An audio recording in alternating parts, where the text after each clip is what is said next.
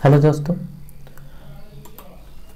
इस वीडियो में हम लोग रेलवे के लिए जो क्वेश्चन पूछे गए हैं पिछला शिफ्ट में या पिछले बार में ग्रुप डी के लिए 135 शिफ्ट में एग्ज़ाम लिया गया था। ठीक है, टोटल रेलवे में 135 शिफ्ट में एग्ज़ाम हुआ था। उसमें टोटल अगर 100 से मल्टीप्लाई करोगे तो 13,500 क्वेश्चन बनते हैं। तो इसका ऑफिशियल आंसर की हम लोग डिस्कस करेंगे। 135 शिफ्ट है, टोटल को डिस्कस करने की कोशिश करेंगे। ये पार्ट 1 है, पार्ट 2 भी आएगा और सीधा आंसर की है। यहाँ से हम लोग ऑप्शन को भी एक्सप्लेन करेंगे और क्या नए क्वेश्चन बनेंगे रेलवे में, किस तरह से क्वेश्चन पूछता है, वो सबको भी डिस्कस करेंगे। तो चलिए वीडियो शुरू करते हैं बिना देरी किए हुए। पहला क्वेश्चन आपके सामने है, इसको सॉल्व कीजिए। देखिए पूछा जा रहा है इनमें से कौन समूह में एक समूह में नहीं है। पहला है थॉमस ए एडिसन, ये एक वैज्ञानिक है। विराट कोहली क्रिकेटर है। अलेक्जेंडर ग्राहम बेल वैज्ञानिक है और अल्बर्ट आइंस्टाइन वैज्ञानिक है। मतलब क्रिकेटर, वैज्ञानिकों के बीच क्रिकेटर, ये ऑप्शन सही हो जाएगा। ठीक है, वैसे एडिसन ने क्या किया था, बल्ब की खोज की थी। ग्राहम बेल ने क्या किया था, टेलीफोन का आविष्कार किया था। और अल्बर्ट आइंस्टाइन ने क्या किया था, उन्हें 1921 में नोबेल प्राइज दिया गया है। क्यों दिया गया है नोबेल प्राइज? प्रकाश विद्युत उत्सर्जन की खोज के लिए। ठीक है, सापेक्षता का सिद्धांत इन्हीं ने दिया है। E = mc², इन्हीं का दिया गया सिद्धांत है। द्रव्यमान ऊर्जा समीकरण जिसे बोलते हैं, इसको द्रव्यमान ऊर्जा समीकरण बोलते हैं। तो इस तरह से चारों ऑप्शन को हम लोग डिस्कस करते हुए चलेंगे और मैथ का क्वेश्चन भी अलग अलग विधि से और शॉर्ट ट्रिक से किस तरह बनाते हैं वो सब भी देखते हुए चलेंगे। वो मैथ का क्वेश्चन भी सॉल्व करते हुए चलेंगे। वीडियो को अंत तक जरूर देखना, आपको बहुत अच्छा लगने वाला है। जब आप मैथ के क्वेश्चन सॉल्व करोगे तो और अच्छा लगेगा। आगे चलेंगे। देखिए इसमें भी ऑड को चुनना है, विषम को चुनना है। देखिए ये टी है, इसका ऑपोजिट है। ये वी है, इसका ऑपोजिट है। ये एन, दोनों तो सेम है, इक्वल है, और ये ऑपोजिट है। तो ये सी आंसर इसका हो जाएगा। यहाँ पे सी 1 में है। ठीक है, आगे बढ़ते हैं। देखिए ये मैथ का क्वेश्चन आ गया, इसको सॉल्व करने की कोशिश कीजिए। देखिए 720 है, ABCDE के बीच बांटा जाना है। उसके द्वारा प्राप्त धनराशि आरोही क्रम में, मतलब बढ़ते हुए क्रम में, समांतर श्रेणी में है। समांतर श्रेणी आप जानते हो, AP अर्थमेटिक प्रोग्रेशन में है, में थी। E को A से 40 अधिक मिले, जो E है उसको 40 अधिक मिला, प्राप्त हुआ है, तो B की कितनी धनराशि प्राप्त हुई। अर्थमेटिक प्रोग्रेशन में आपको 2 रूल याद रखना है। सबसे पहले कॉमन डिफरेंस सेम होता है, मतलब पहला टर्म दूसरा टर्म में D प्लस होगा, तीसरा टर्म में A + 2D, फिर A + 3D, फिर A + 4D। इस तरह से कंटिन्यूअस बढ़ते जाता है। ठीक है, इसको आप रूल 1 मान लीजिए। इसको मान लीजिए A, B, C, D और E। बोला गया है कि A से कितना अधिक है, A से 40 अधिक है, प्लस 40 अधिक है। तो आप यहाँ पे देखिए ये A है, यहाँ पे 4D है, तो दोनों के बीच डिफरेंस 4D आ रहा है। तो 4D = आप 10 बोल सकते हो, मतलब D 40 बोल सकते हो, तो D = 10 आ गया। ठीक है, यहाँ पे सिंपल सा। मगर सिर्फ D आपको पता रहने से आप B कैसे जानोगे, A भी तो पता होना चाहिए। रूल 2 यहाँ पे आपको याद ये रखना है कि आप अगर एवरेज निकालोगे ना, जैसे ये 3 टर्म का एवरेज निकालोगे, A + D + A + 2D, तीनों को 3 से डिवाइड करोगे तो आपके पास बीच का टर्म A + D आ जाएगा। क्या आ जाएगा, A + D आ जाएगा। क्यों, देखिए 1 2 3, 3A और यहाँ पे 1D और 2D मिलके 3D, कट जाएगा 3 तो A + D बचेगा। मतलब एवरेज जब निकालोगे तो बीच का टर्म आता है। अब इन पांचों में A + D, A + 2D, A + 3D, A + 4D, इन पांचों का एवरेज जब निकालोगे, पांचों को जब जोड़ोगे, A + D + A + 2D + A + 3D + A + 5D divide by 5 करोगे तो आपके पास निकल के आएगा A + 2D। आप निकाल के देख लेना, ये बीच वाला टर्म ही आएगा। ठीक है, तो बीच वाला टर्म, ये कहा गया है कि ये टोटल जो है ना, ये 720 है। तो 720 को जब 5 से डिवाइड करोगे तो आपके पास कितना आता है, 144। इसका मतलब कि C आपके पास 144 आ गया। तो C 144 आ गया, इससे D अधिक है तो B कितना होगा, D कम होगा, 134। आंसर 134। तो इस तरह से अर्थमेटिक प्रोग्रेशन में आपको 2 रूल याद रखना है। ये रूल 1 कि ए प्लस डी, ए प्लस टू डी, ये सभी को पता रहता है, ठीक है। और दूसरा है कि एवरेज इसका जो है बीच का टर्म आता है, ठीक है। अगर मान लेते हैं कि आपको ये याद नहीं है तो फिर एग्जाम में आप कैसे सॉल्व कीजिएगा, आप ये भूल जाते हो तो अपना दिमाग साथ में लेके जाना है, ठीक है। दिमाग को बाहर या घर में रख के नहीं जाना है। तो करना क्या है, एग्जाम सेंटर में आपको आप ध्यान लगाइएगा। देखिए सबसे पहले आप देखिए कि ए और ए प्लस 4d, यहाँ पे 4d, ए और ए प्लस 4d, ठीक है। और बोला गया है 40 अधिक है, तो कितना टर्म, 1 2 3 4। अगर 10 हम टोटल दे देते हैं, एपी में है तो उसी तरह बढ़ेगा ना, तो 10 टोटल दे देते हैं बढ़ते हुए। इससे ज़्यादा इसको, यहाँ पे कितना बढ़ा, डी बढ़ा, यहाँ पे कितना बढ़ा और डी बढ़ा, यहाँ पे कितना बढ़ा, डी बढ़ा। तो अगर 40 को डिवाइड कर देते 10 तो डी आपको वैसे भी पता चल जाएगा, डी आपको वैसे भी पता चल जाएगा कि डी बराबर 10 होगा।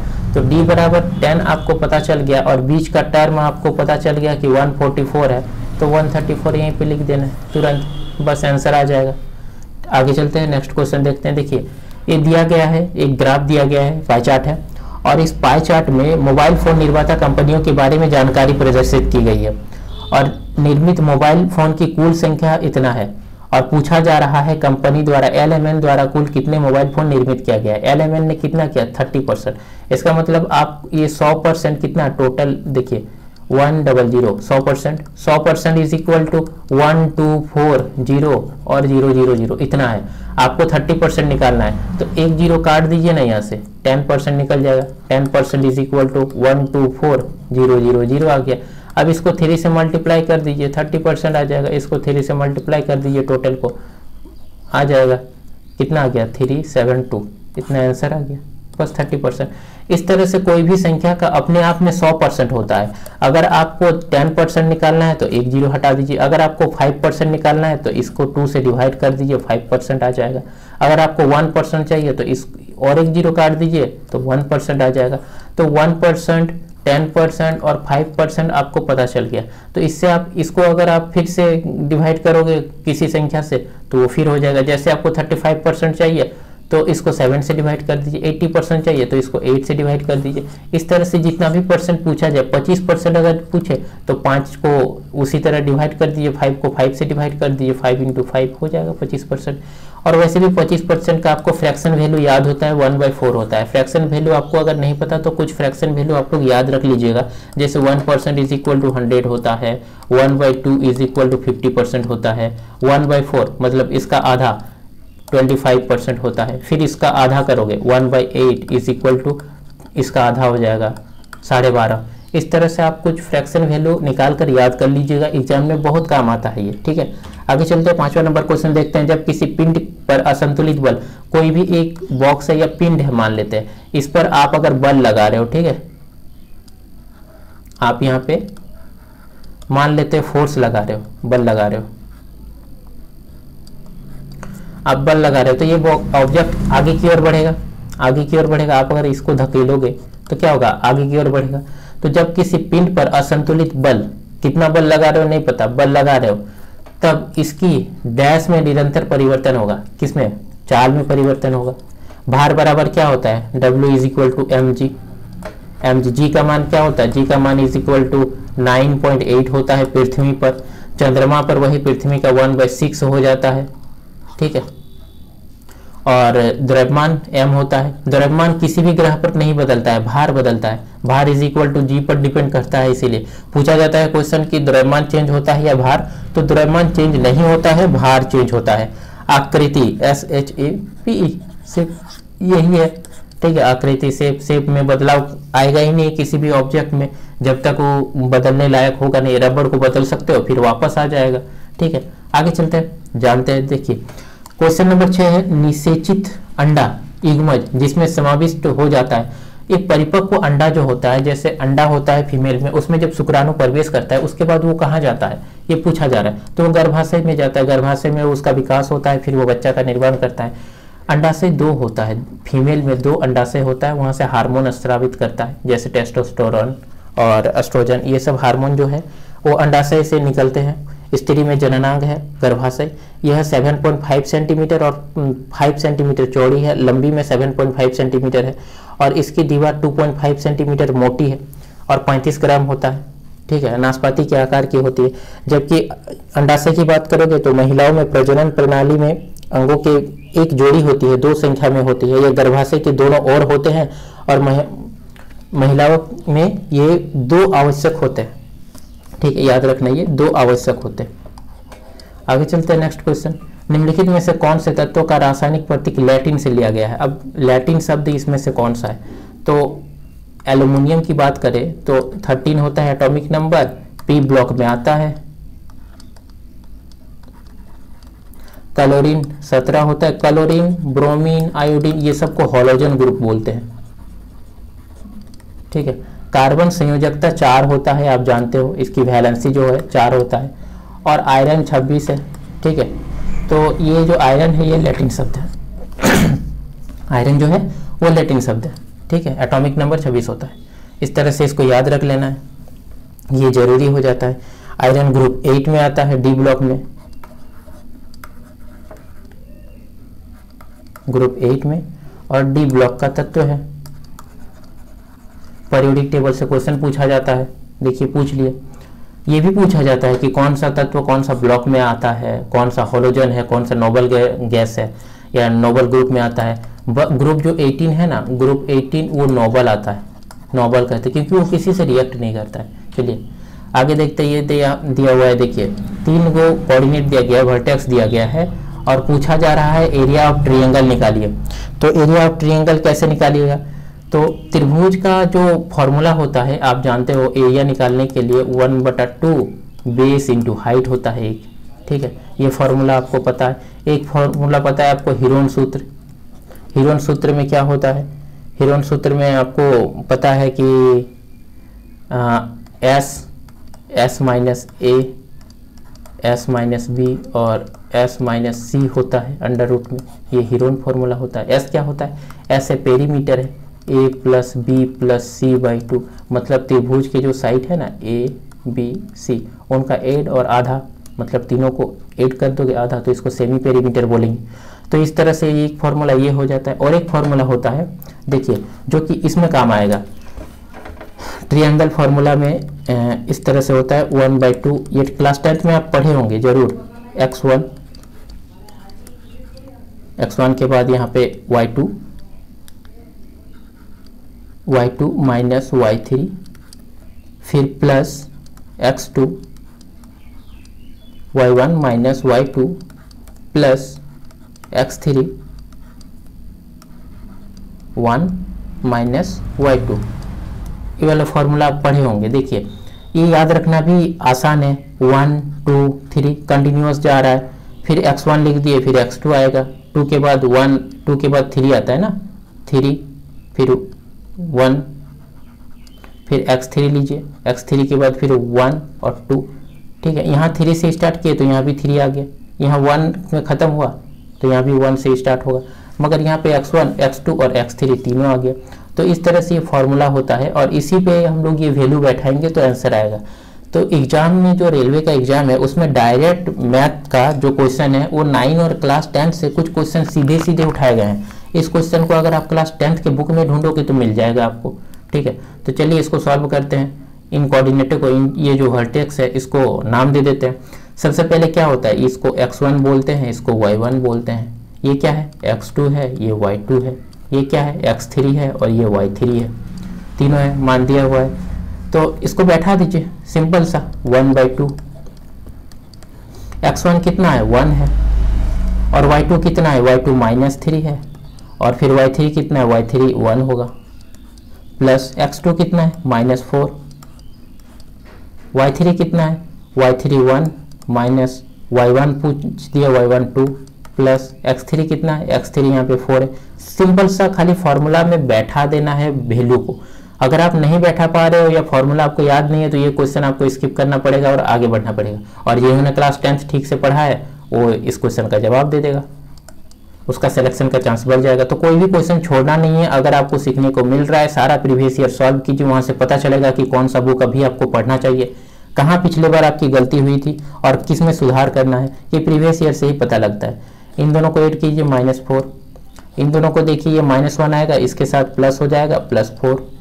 और इन दोनों को देखिए ये हो जाएगा 20, 4 इंटू 5, ये 5 हो जाएगा इंटू 4 20, ठीक है। ये दोनों आपस में कट जाएगा, 20/2 is equal to 10 square unit.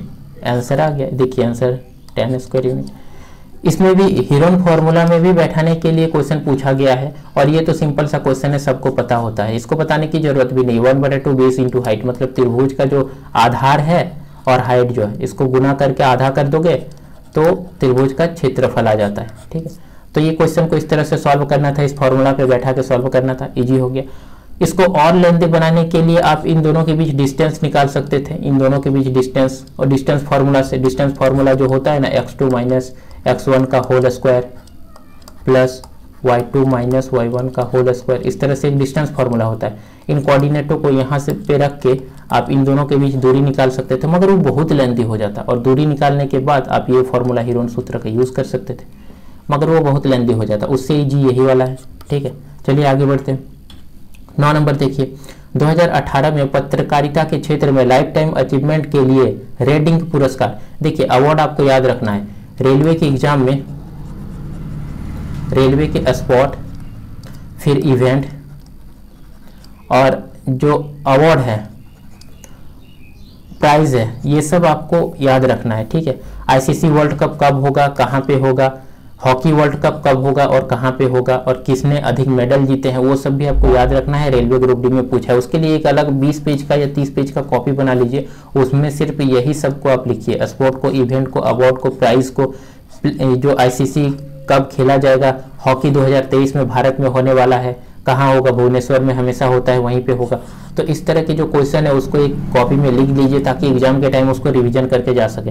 तो ये मार्क टूली करंट अफेयर का क्वेश्चन है, इसमें ज़्यादा एक्सप्लेनेशन की कोई ज़रूरत नहीं है। करंट अफेयर देखिए 2019 में एग्जाम हुआ था, ठीक है, और 2018, 2016, 2018 और 2019 का तो क्वेश्चन पूछा ही नहीं है, 2017, इन सब क्वेश्चन को पूछा गया है। मतलब 3 साल करंट अफेयर का 3 साल का क्वेश्चन पूछा गया है रेलवे में, जबकि एग्जाम 2019 में हुआ था। ये बात आप लोग ध्यान रखिएगा, ठीक है। तो करंट अफेयर रेलवे में कहाँ से क्या पूछ ले कोई गारंटी नहीं है, मगर आपको याद रखना है, और सिलेक्टेड ही याद रखना है, ऐसा नहीं कि पूरा का पूरा। सत्यावर्त काद्या निम्न में से किस खेल से संबंधित। देखिए खेल से संबंधित वाले को क्वेश्चन पूछ दिया, ये कुश्ती से संबंधित है। जब कुश्ती का बात आएगा भारत में तो एक बजरंग पूनिया, बजरंग पूनिया का नाम रखना है याद, ठीक है, वो भी कुश्ती से संबंधित है।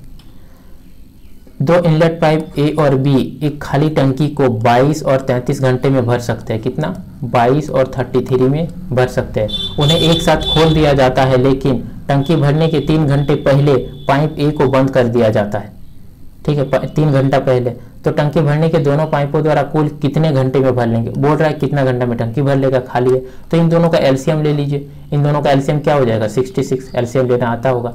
अब जब ये आवर दे दिया है और ये लीटर टोटल इतना एलसीएम हम लोग ले लिए, ठीक है, तो इन लोगों का कैपेसिटी इफिशिएंसी जिसको बोलते हैं उसको निकाल लेते हैं। इफिशिएंसी कितना आ जाएगा? इसका 3 आ जाएगा, इसका 2 आ जाएगा, टोटल कितना? 5 आ जाएगा। मगर बोल रहा है कि ए जो है इसको 3 घंटा पहले बंद कर दिया, मतलब अगर बंद नहीं करते तो कितना लीटर पानी और भर देता? 9 लीटर, ठीक है। अगर ये पर आवर इतना भर रहा है 3 लीटर पर आवर, ठीक है, ये भी पर आवर 2 लीटर भर रहा है, तो 9 लीटर पानी और भर देता बंद नहीं करते। तो हम मान लेते हैं कि 9 लीटर पानी वो बहा दिया, गिर गया टंकी से, ठीक है, तो टोटल 75। क्वेश्चन को इजी बनाने के लिए अब 75 दोनों स्टार्टे है, बंद कर दिया, 9 लीटर पानी गिर गया, बह गया, कोई दिक्कत नहीं है। तो इसको 5 से डिवाइड कीजिए, कैपेसिटी जो 5 है, तो आ जाएगा आपके पास कितना? 15 आंसर। तो इस तरह से इन क्वेश्चनों को सॉल्व किया जाता है कि 3 घंटा पहले बंद किया, हम बंद नहीं करेंगे, जितना पानी है उसको बहा देंगे, क्वेश्चन ईजी हो जाएगा, ठीक है, उस तरह से क्वेश्चन सॉल्व हो जाएगा। चलिए आगे चलते हैं। क्वेश्चन नंबर 12 दिया गया है, कथन और निष्कर्ष दिया गया है। कथन को देखिए, सभी पंखुड़ियाँ फूल है, यहाँ पे एक पंखुड़ी लीजिए, ठीक है, और इनको फूल मान लीजिए, ये पंखुड़ी, तो जितने भी पंखुड़ी ये फूल है, क्या है? फूल है। और बोल रहा है कि दूसरा में सभी पंखुड़ियाँ पीली है, जितने भी पंखुड़ियाँ है ये पीली है, ये सब पीला है, ठीक है, और सभी पीले फूल है, जितने भी पीले हैं वो फूल है। हाँ, उसी में तो आ गया, जितना भी पीले है वो फूल आ गया, बाहर आ गया, फूल में सभी कुछ आ गया। तो पूछा जा रहा है निष्कर्ष, सभी फूल पीले हैं। ये जो फूल है बाहर का, ये सभी पीला है क्या? नहीं। ये जो खाली इलाका है ना यहाँ पे बाहर, ये पीला नहीं है। तो क्वेश्चन का निष्कर्ष एक गलत हो जाता है। सभी पीले पंखुड़ियाँ हैं, जितना भी पीला है ये सभी पंखुड़ियाँ है क्या? सभी नहीं। ये जो एरिया है ये सब पंखुड़ियाँ तो नहीं है, पीला है मगर पंखुड़ी नहीं है, तो ये भी गलत हो जाता है। तो कोई भी निष्कर्ष अनुसरण नहीं करता है। क्वेश्चन नंबर मतलब ऑप्शन नंबर ए सही होगा। चलिए आगे बढ़ते हैं। निम्नलिखित शब्दों के लिए सबसे उपयुक्त वेन आरेख चुने। अब घोड़ा डोमेस्टिक है, पालतू है, हम लोग बैठते हैं। बंदर पेड़ पे रहता है। बाघ शिकारी है, ठीक है, वो सिर्फ मांस खाता है, जानवरों का शिकार करता है। तो इस तरह से तीनों अलग अलग है। ऑप्शन 3। क्वेश्चन नंबर 14, एप्पल के बाद, ये करंट अफेयर का क्वेश्चन है। देखिए, एप्पल के बाद 900 बिलियन डॉलर बाजारी पूंजी तक पहुंचने वाली दूसरी कंपनी कौन थी? अमेजन थी। काफी चर्चा का विषय था, करंट अफेयर का क्वेश्चन है, ठीक है। इस क्वेश्चन को देखिए, यहाँ पे आपको निकालना है एक्स का वैल्यू, ए बी सी का मान निकालिए, प्रश्न दिया गया है। तो और दूसरा ऑप्शन में डी है, हाँ ये है। अगर ये नहीं रहता तो एक्स का वैल्यू नहीं निकाल पाते आप। देखिए, कोई भी सर्कल आप लेते हो और अगर सेम आर्क से, जैसे ये आर्क हमने खींच दिया यहाँ से यहाँ तक, ये जो है ना ये आर्क है, ये पूरा का पूरा आर्क बोलते हैं।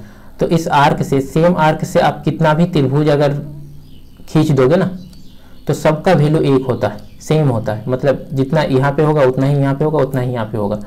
कोई भी त्रिभुज लोगे सेम आर्क से आप कहीं से भी, किधरों से भी अगर खींच दोगे ना तो सेम ही होता है। आप यहीं पे अगर खींच के रख दोगे ना यहीं पे, तो इसका मान भी सेम ही होगा। ये भी, ये और ये, इन तीनों का एंगल जो है ना, जितना भी डिग्री होता है वो सब सेम होगा, ठीक है। यहाँ पर भी सेम होगा। तो इस तरह से आपके पास अगर डी का वैल्यू नहीं रहता तो ए का वैल्यू आप नहीं निकाल पाते। तो आपको दोनों ऑप्शन चाहिए। ये पूछा जा रहा है कि 1 और 2 दोनों पर्याप्त है इसको निकालने के लिए, ठीक है। चलिए आगे बढ़ते हैं। निम्नलिखित में से किस राज्य सरकार ने अगस्त 2016 में ऐतिहासिक अगस्त क्रांति मैदान में भारत छोड़ो 2 स्वराज से सुधार की पहल की थी? ये बहुत चर्चा का विषय था और ये महाराष्ट्र सरकार ने किया था। महाराष्ट्र के सरकार कौन है आपको पता करना है। उद्धव ठाकरे है क्या? उद्धव ठाकरे कहाँ के सरकार है? आप लोग कमेंट बॉक्स में कमेंट कीजिएगा, ठीक है। उसके बाद अब पश्चिम बंगाल, हरियाणा, मध्य प्रदेश, इन सब के बारे में थोड़ा जानकारी रख लीजिएगा। जैसे मध्य प्रदेश में शिवराज सिंह चौहान है। कौन है मध्य प्रदेश में? शिवराज सिंह चौहान है। और फिर आनंदीबेन पटेल है। उसके बाद यहाँ पे कुछ नेशनल पार्क जैसे हेरिटेज साइट होता है, वो सबको भी आपको याद रखना है, ठीक है। जैसे खजुराहो का मंदिर कहाँ है, सांची स्तूप, भीमबेटका, ये सब मध्य प्रदेश में है। क्या? खजुराहो, सांची स्तूप, भीमबेटका, ये सब मध्य प्रदेश में। महाराष्ट्र में एलिफेंट की गुफाएं हैं, आपको पता है, एलिफेंट गुफाएं, एलोरा की गुफाएं, अजंता की गुफाएं, ठीक है, ये सब महाराष्ट्र में है। ये बात आपको याद रखना है। भगत सिंह कोश्यारी यहाँ के जो राज्यपाल है महाराष्ट्र के। पश्चिम बंगाल में अभी चुनाव चल रहे हैं, उसके बारे में आप लोग जानकारी दीजिए। वहाँ पे कुछ नेशनल पार्क के बारे में याद रखना जरूरी है। हरियाणा में अगर चलेगा तो हरियाणा में मनोहर लाल खट्टर और सत्यदेव नारायण है। स्वर्ण मंदिर वहीं है, स्वर्ण मंदिर। हरि सिंह वहाँ के राजा थे, नहीं, हरि सिंह जम्मू कश्मीर थे। रंजीत सिंह ने जमीन दिया था शायद ना, बाबर ने एक बार जमीन दिया था, उसके बाद रंजीत सिंह ने बनाने के लिए सोना दिया था कुछ स्वर्ण मंदिर का, जो गोल्ड टेम्पल है हरियाणा में ही है ना, ठीक है। उसके बाद यहाँ पे सुल्तानपुर नेशनल पार्क है। कहाँ पे? हरियाणा में सुल्तानपुर नेशनल पार्क है, इसको याद रखना है। चलिए आगे बढ़ते हैं।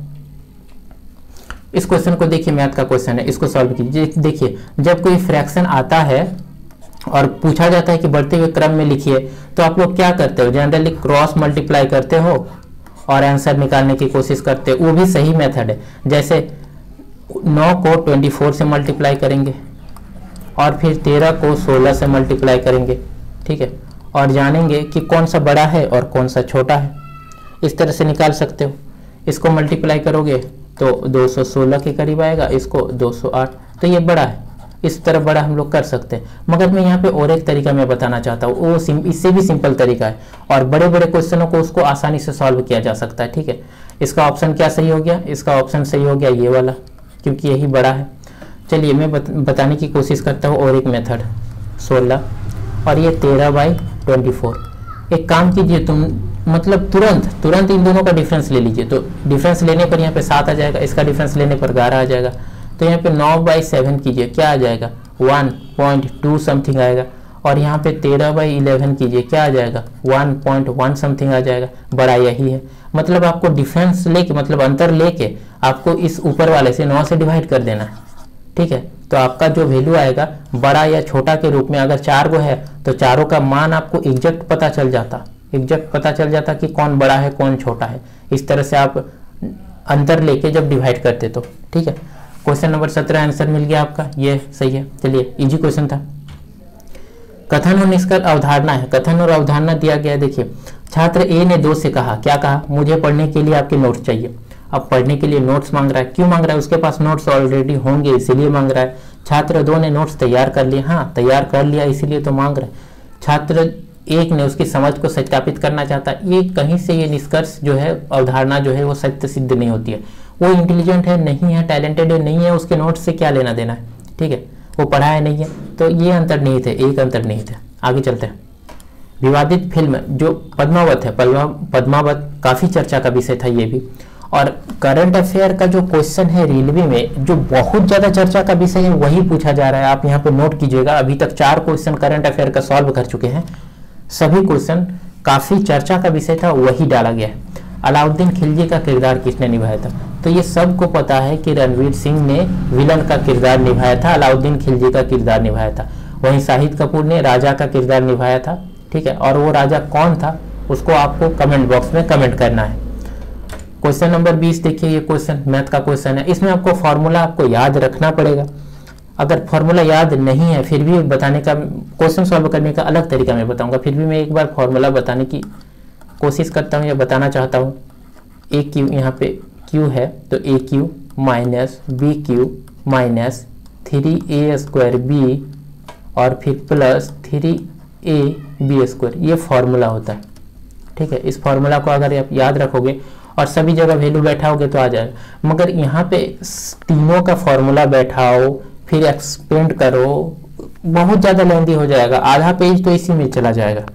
तो इसके लिए आप लोग एक काम कीजिए, यहाँ पे x मान लीजिए, इसको जो है ना ये टोटल को x मानिए, x = a - b, इस टोटल को y मानिए, y = b - c, और इस टोटल को आप लोग z मानिए। तो क्या हो जाएगा, x का क्यूब प्लस y का क्यूब प्लस z का क्यूब डिवाइड बाई 3xyz। और आपको पता है इसका वैल्यू क्या होता है, 3xyz बाई 3xyz, 1 आ गया आंसर, ठीक है, सॉल्व हो गया। यहाँ पे आप जानते हो ये वाला formula, x³ plus y³ plus z³ is equal to 3xyz होता है if x plus y plus z is equal to 0। उसी फॉर्मूला पर बेस से ये क्वेश्चन बन गया, ठीक है। अगर मान लेते हैं कि और एक तरीका हम लोग यहाँ पे सीखने की कोशिश करते हैं। देखिए, अब b को 0 मान लो, b को 0 मान लोगे तो क्या हो जाएगा, a का क्यूब, फिर यहाँ पे माइनस b का क्यूब, फिर यहाँ पे प्लस c माइनस a का क्यूब हो जाएगा। ये b नहीं c होगा, यहाँ पे ओके, यहाँ पे c हो जाएगा, c का क्यूब, ठीक है, c का क्यूब। और डिवाइड बाई b को 0 मान चुके हैं तो 3a, b को 0 मान चुके हैं तो माइनस c, और यहाँ पे हो जाएगा c माइनस a। जब आप इसको सॉल्व कीजिएगा, इसको एक्सपेंड कीजिएगा, अब एक ही को बचा फॉर्मूला बैठाने के लिए, बाकी सब तो ये सब कट जाएगा, सब आपस में कट के 1 बच जाएगा। आप लोग करके देखिएगा।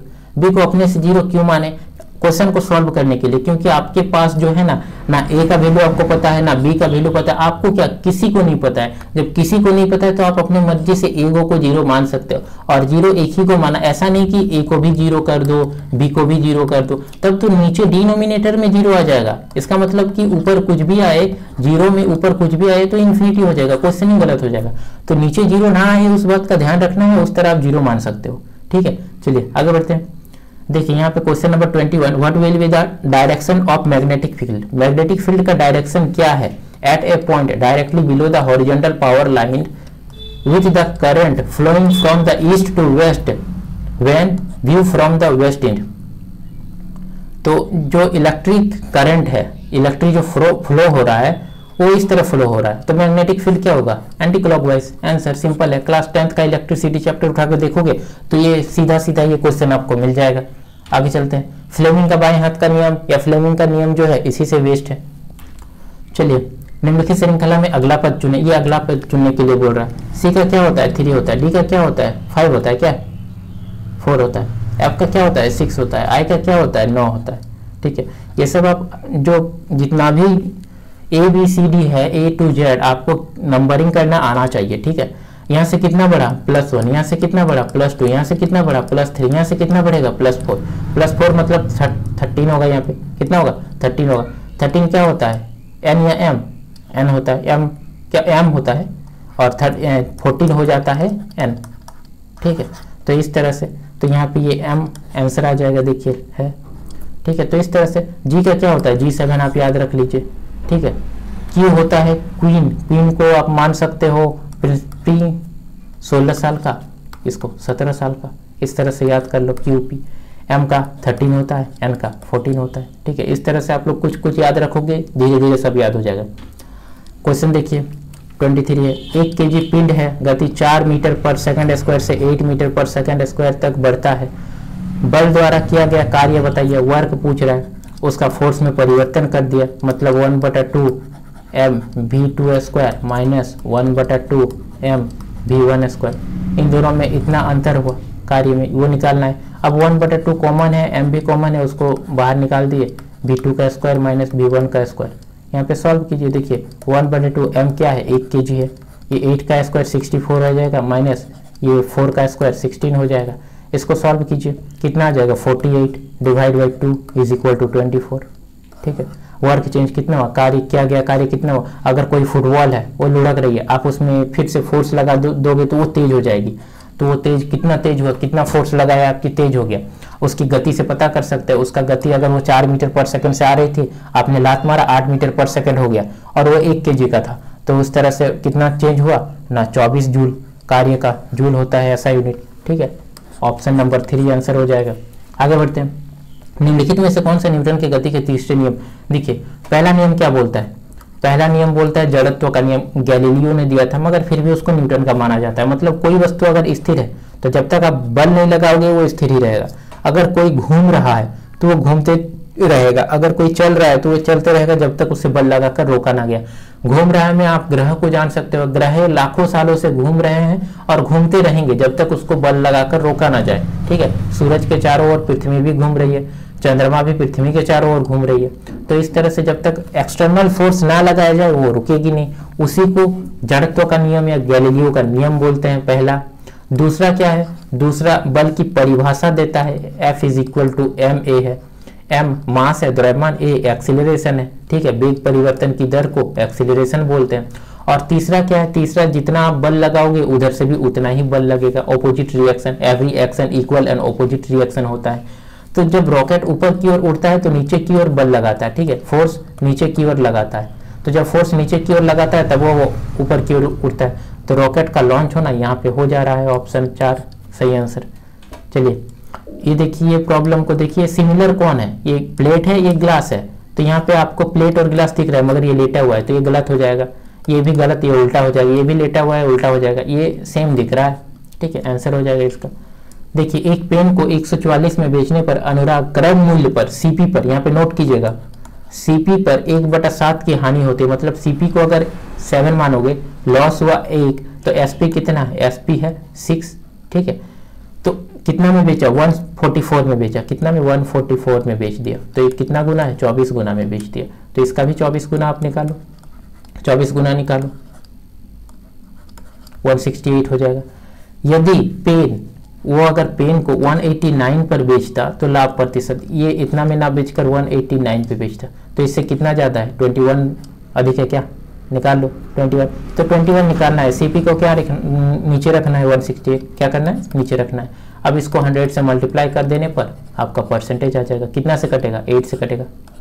और 100/8 कितना होता है, 100/8 इज इक्वल टू 12.5 होता है। हमने कहा था कि आपको फ्रैक्शन याद रखना है, 1/4 इज इक्वल टू 25% होता है, पिछले ही स्लाइड में मैंने बताया था।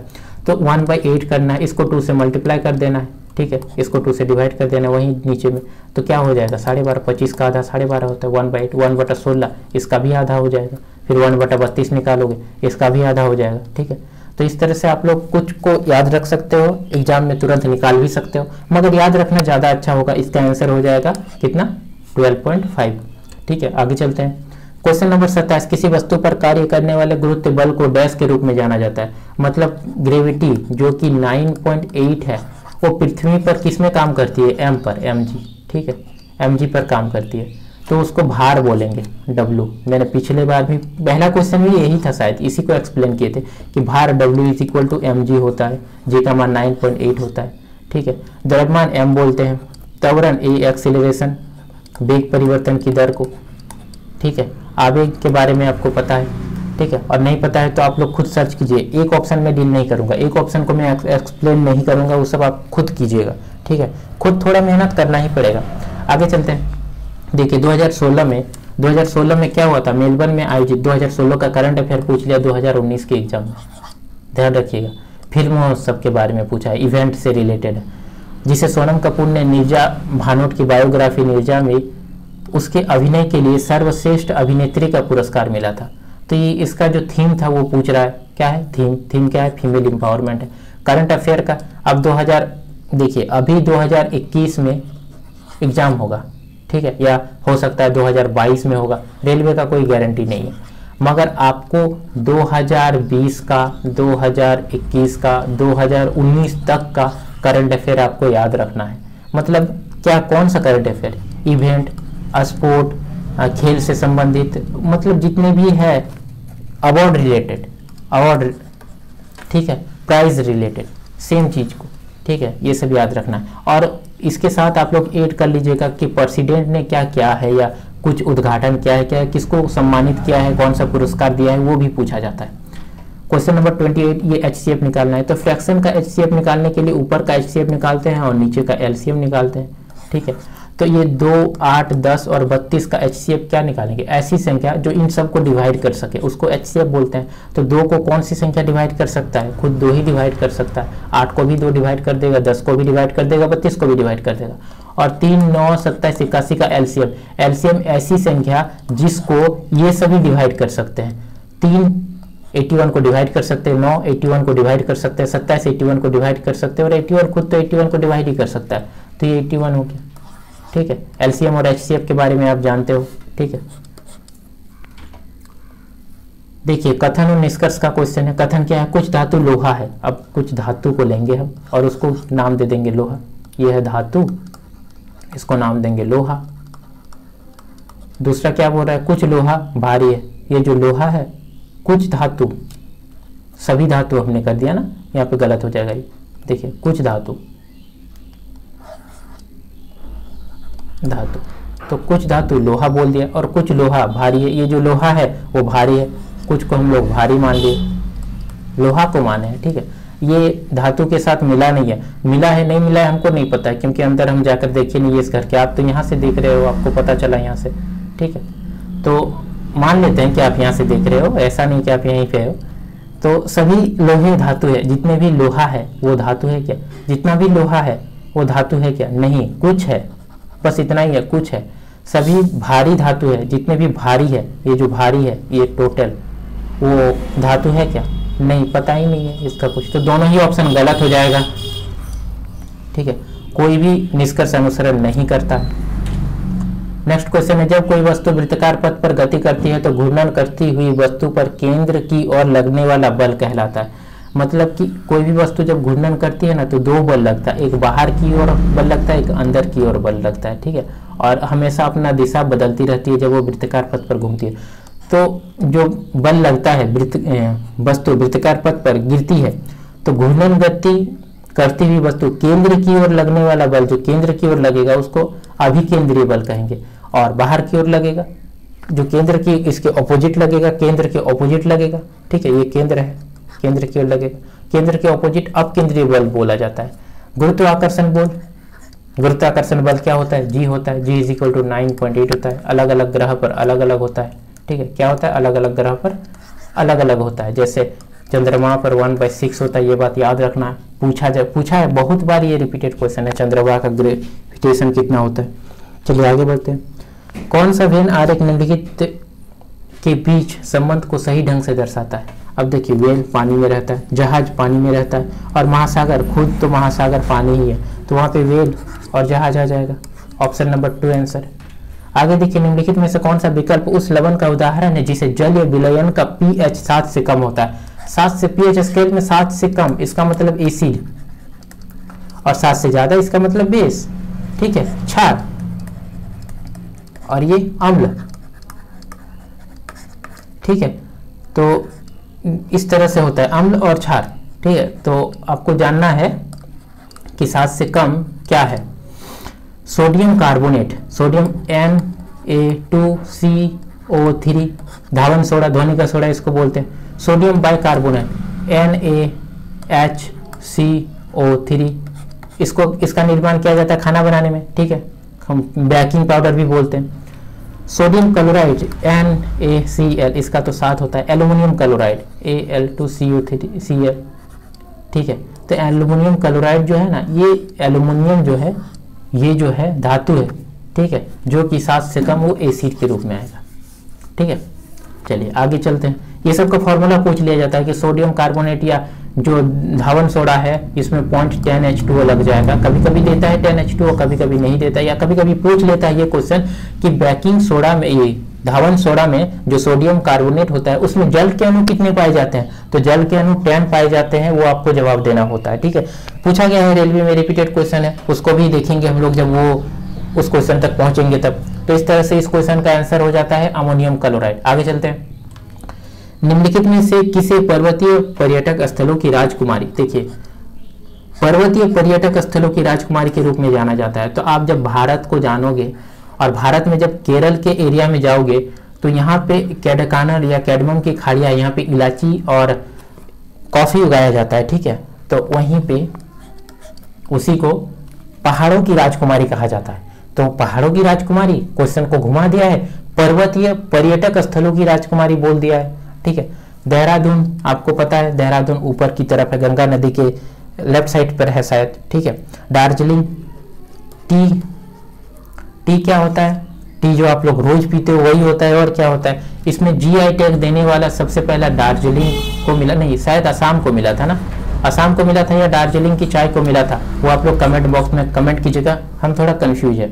आगे चलते हैं। भारत की संसद का उच्च सदन किसे कहा जाता है? उच्च सदन, देखिए एक होता है लोकसभा, एक होता है राज्यसभा, एक होता है प्रेसिडेंट। प्रेसिडेंट को 52 से 62 तक लिया गया है। शायद संसद होता है, संसद को 79 है, लोकसभा 80 है, राज्यसभा 81। ये आर्टिकल की बात कर रहे हैं, ठीक है।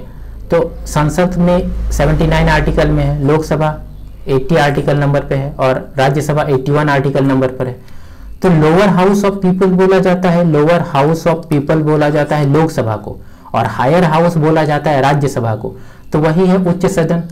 अब इसकी सीटों की संख्या आपको पता है कि इसमें 250 होता है, और अभी तत्काल में 245 बैठे हुए हैं। इसमें से 12 जो होता है वो प्रेसिडेंट जो है खुद चुनते हैं, और बाकी जितने 12 अगर माइनस कर दोगे तो बाकी निर्वाचित मतलब चुने जाते हैं। लोकसभा में कितने हैं? 552 है, उसमें से 545 अभी सीट फिलअप है, बैठे हुए हैं, और इसमें से 2 एंग्लो भारतीय हैं। एंग्लो भारतीय किसे कहते हैं? एंग्लो भारतीय वैसे भारतीय अंग्रेज जो भारत के आजाद होने के बाद भारत में रुक गए, उसे एंग्लो भारतीय बोलते हैं। इसका सीट स्वतः ही समाप्त हो गया है, ठीक है। अभी मतलब ये है या नहीं है किसी को नहीं पता, मगर कोई अंग्रेज है ही नहीं तो इसका सीट का जरूरत ही नहीं, तो ये स्वतः ही समाप्त हो गया। तो इस तरह से आप इस क्वेश्चन में आर्टिकल को याद रख लीजिएगा कि कौन सा आर्टिकल में क्या है, सीटों की संख्या कितना है, राष्ट्रपति कितना चुनता है। और आपको एक क्वेश्चन में और देता हूं कि एज, अब लोकसभा सदस्य बनने के लिए कितना एज चाहिए और राज्यसभा सदस्य बनने के लिए कितना एज चाहिए, आपको कमेंट बॉक्स में कमेंट करना है, और अगर नहीं पता तो आपको जानना है, ठीक है। प्रधानमंत्री कार्यालय PMO बोलते हैं, ठीक है, और उच्चतम न्यायालय हाईकोर्ट। चलिए देखिए इस क्वेश्चन को, आपके पास प्रश्न 2 कथन दिए गए हैं, ठीक है। कथन क्या है? सब्जियां 20 डिब्बों का कुल भार क्या है? उसमें से प्रत्येक बराबर का, सब्जियों के 20 डिब्बों का कुल भार क्या है? उसमें से प्रत्येक बराबर भार का, अब देखिए कथन पढ़िए, पहले 10 डिब्बों में प्रत्येक डिब्बे 1/3 का भार लगभग 10 केजी है और 6 डिब्बों का कुल भार 4 डिब्बों के कुल भार से 40 केजी अधिक है। अगर दोनों क्वेश्चन, ये जो क्वेश्चन आपको सॉल्व करना पड़ेगा, अगर ये कथन दोनों आपके पास ना हो तो आप सॉल्व नहीं कर पाओगे, इसलिए दोनों कथनों का पर्याप्त है यहाँ पे समझा जाएगा। तो कथन 1 और कथन 2 एक साथ पर्याप्त है, दोनों को इक्वेशन बनाकर भी सॉल्व कर सकते हो और ऐसे ऑरली कैलकुलेट भी कर सकते हो। ठीक है, आगे क्वेश्चन की ओर चलते हैं। देखिए question number 36, question number 37 current affair का क्वेश्चन है शायद। देखिए करंट अफेयर में क्या पूछा है, अप्रैल 2017 में 2016 का करंट अफेयर 2017 भी पूछा है, 2018 भी पूछा है। आप देख रहे हो ना, 2019 में एग्जाम हुआ था नवंबर में, 2019 के नवंबर से जनवरी फरवरी तक एग्जाम चला था, तो 2016 का आपने क्वेश्चन देखा। 2017 देखिए सिंगापुर में अपना पहला सुपर सीरीज खिताब जीतने वाला बैडमिंटन। स्पोर्ट में ज़्यादा ध्यान देना पड़ता है, रेलवे का एग्जाम के लिए स्पोर्ट में ज़्यादा ध्यान देना पड़ेगा। ठीक है, बैडमिंटन खिलाड़ी का नाम क्या है, साई प्रतीक, अपना पहला सुपर सीरीज खिताब। देखिए इसमें आपको और एक बात जानना है, एक होता है ऑस्ट्रेलिया, फ्रेंच, विंबलडन और यूएस ओपन। ठीक है, और उसके बाद एक हो गया सिंगापुर। तो ये 5 जो टेनिस का प्रतियोगिता होता है, 5 से क्वेश्चन पूछा ही जाता है, हर शिफ्ट में लगभग पूछा जाता है। इसमें सिंगापुर का पूछ दिया, किसी में ऑस्ट्रेलिया का पूछा है, ठीक है, किसी में फ्रेंच का पूछा है, किसी में विंबलडन और यूएस का पूछा है। तो ये सब के बारे में आपको जानना होगा। ठीक है, इस सब के बारे में, कौन सा क्ले कोर्ट में खेला जाता है, कौन सा हार्ड कोर्ट में खेला जाता है, वो सब आपको जानना होगा। ठीक है, और एक ग्रास में खेला जाता है, विंबलडन ग्रास में खेला जाता है, उसके बारे में भी आपको जानना होगा कि कौन सा बैडमिंटन किस कोर्ट में खेला जाता है, और प्लेयर का नाम भी आपको याद रखना है। चलिए आगे बढ़ते हैं।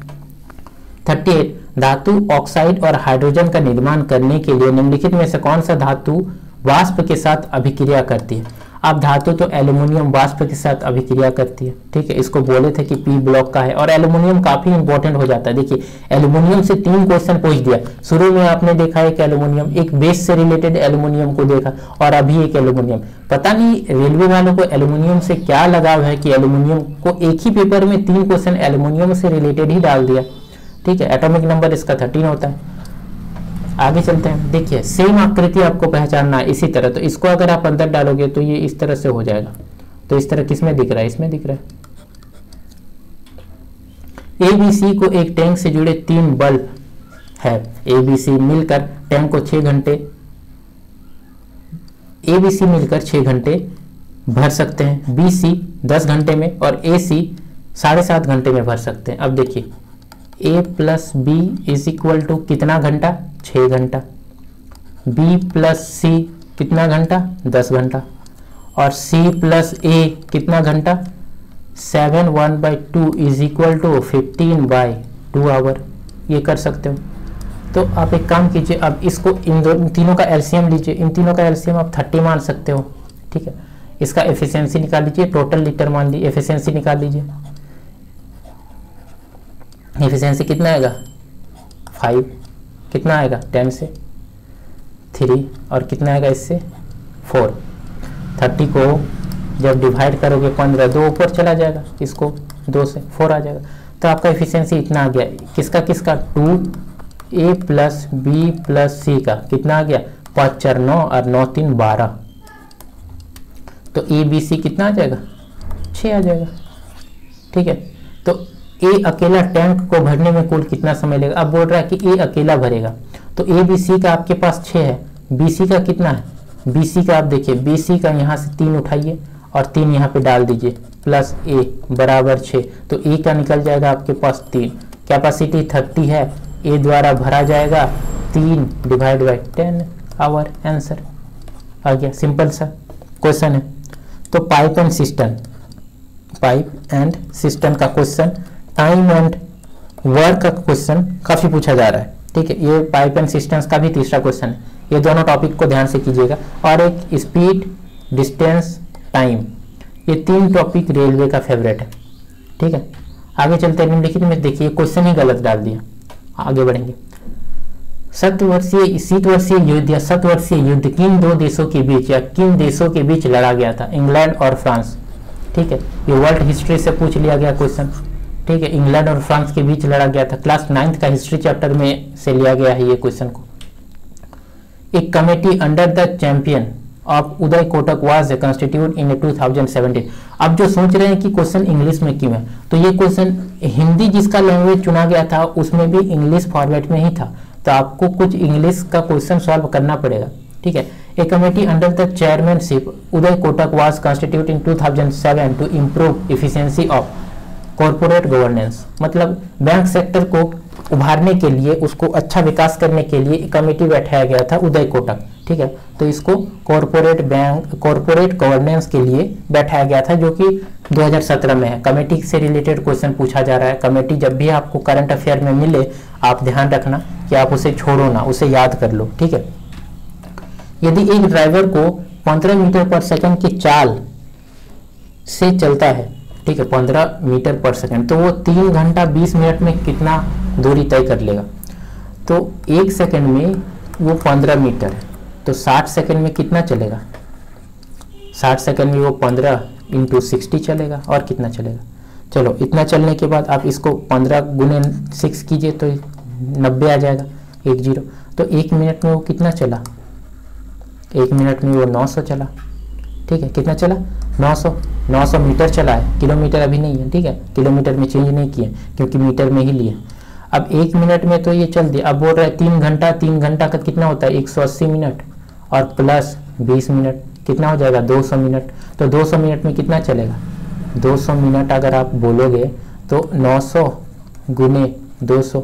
अगर आपको किलोमीटर में चाहिए तो 1000 से डिवाइड कर दीजिए, इसका 1 0 और यहाँ से 1 0 काट दीजिए, ये तीनों 0 को काट दीजिए, 9 2 से मल्टीप्लाई कीजिए, 18 आ जाएगा और 0। किलोमीटर में 180 किलोमीटर।